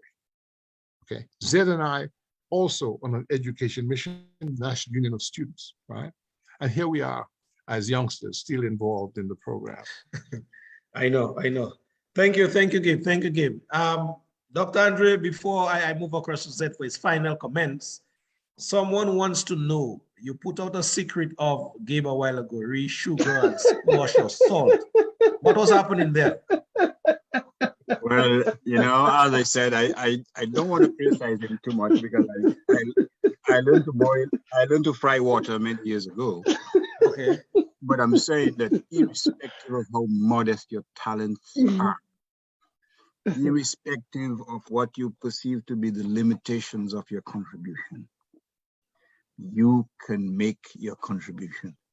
And Loftus, I'll end with this. Somewhere I read, if I may borrow a phrase from Martin Luther King, that the stone that the builder refused became what?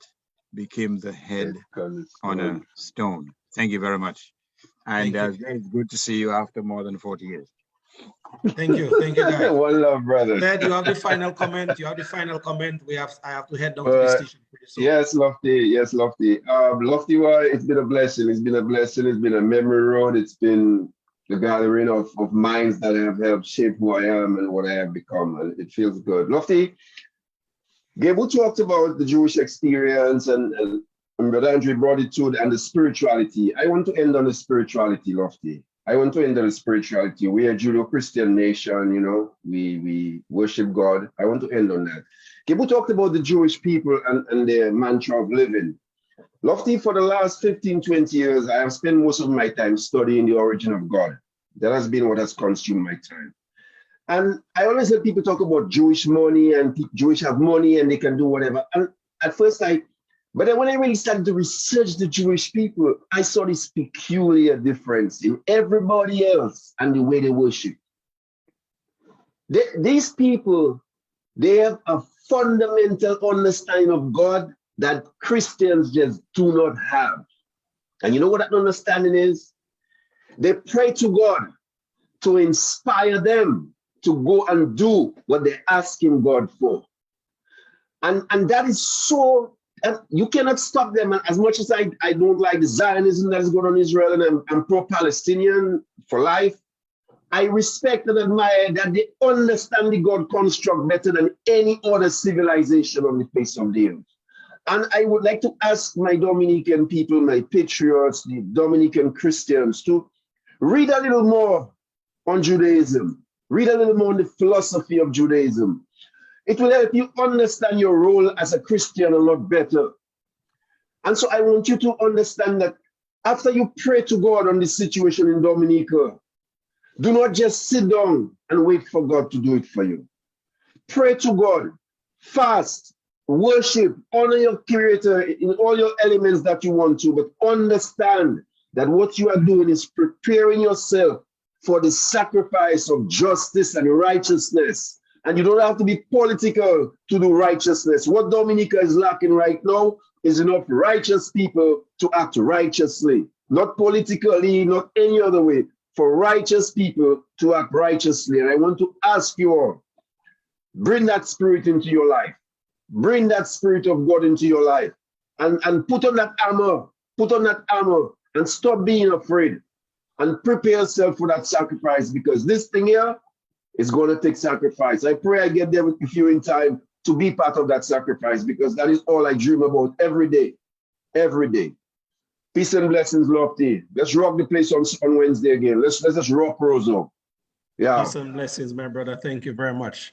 God Dr. bless. Irvin Andre, Brother Gabriel Christian, Brother Zed Lloyd. Thank you very much, guys, for coming on and making tonight's program what it was. Thank you. Thank you. Good evening, God guys. bless you. Good Yeah, evening, man. everybody. Well, Thank you. Lofty, Yeah, Brother Zed. Andre, long time. God bless. Bless up, bless up, bless up. Yeah, man. Brother Lofty, keep us posted on the visual, okay? Yes, I'm heading down there as soon as I'm done there, so you guys will be updated. And by the way, when you do go, let folks know that it's important to sing, because singing has its very strong vibration. And they should sing, "We Shall Overcome," okay? All right, point taken. Thank you. All right, Dominicans, thank you very much. Those of you as well who are not Dominicans and you're on the live with us, thank you very much. I know we started at the 4 o'clock hour this afternoon, around 10 past 4 thereabout. Fundamental difference in the way the process. Zed, can you turn off your mic, please? Oh, sure. Yeah, Lofty. 1 second. Yeah.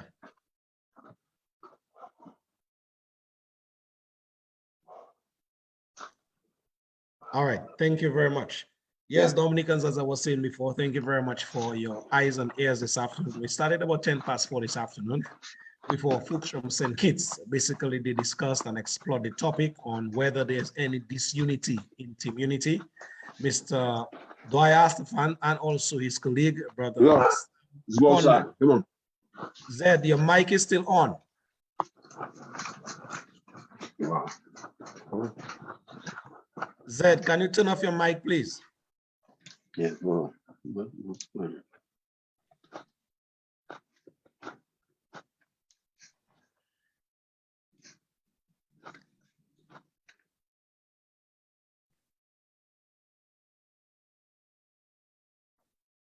All right, good. All right.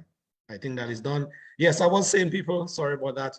We started with the first segment of the program this afternoon, Brother Dwyer, Stefan out of St. Kitts and Nevis, and also his colleague, Mr. Sam Condor. They basically explored the topic, whether there's any disunity in community in St. Kitts and Nevis.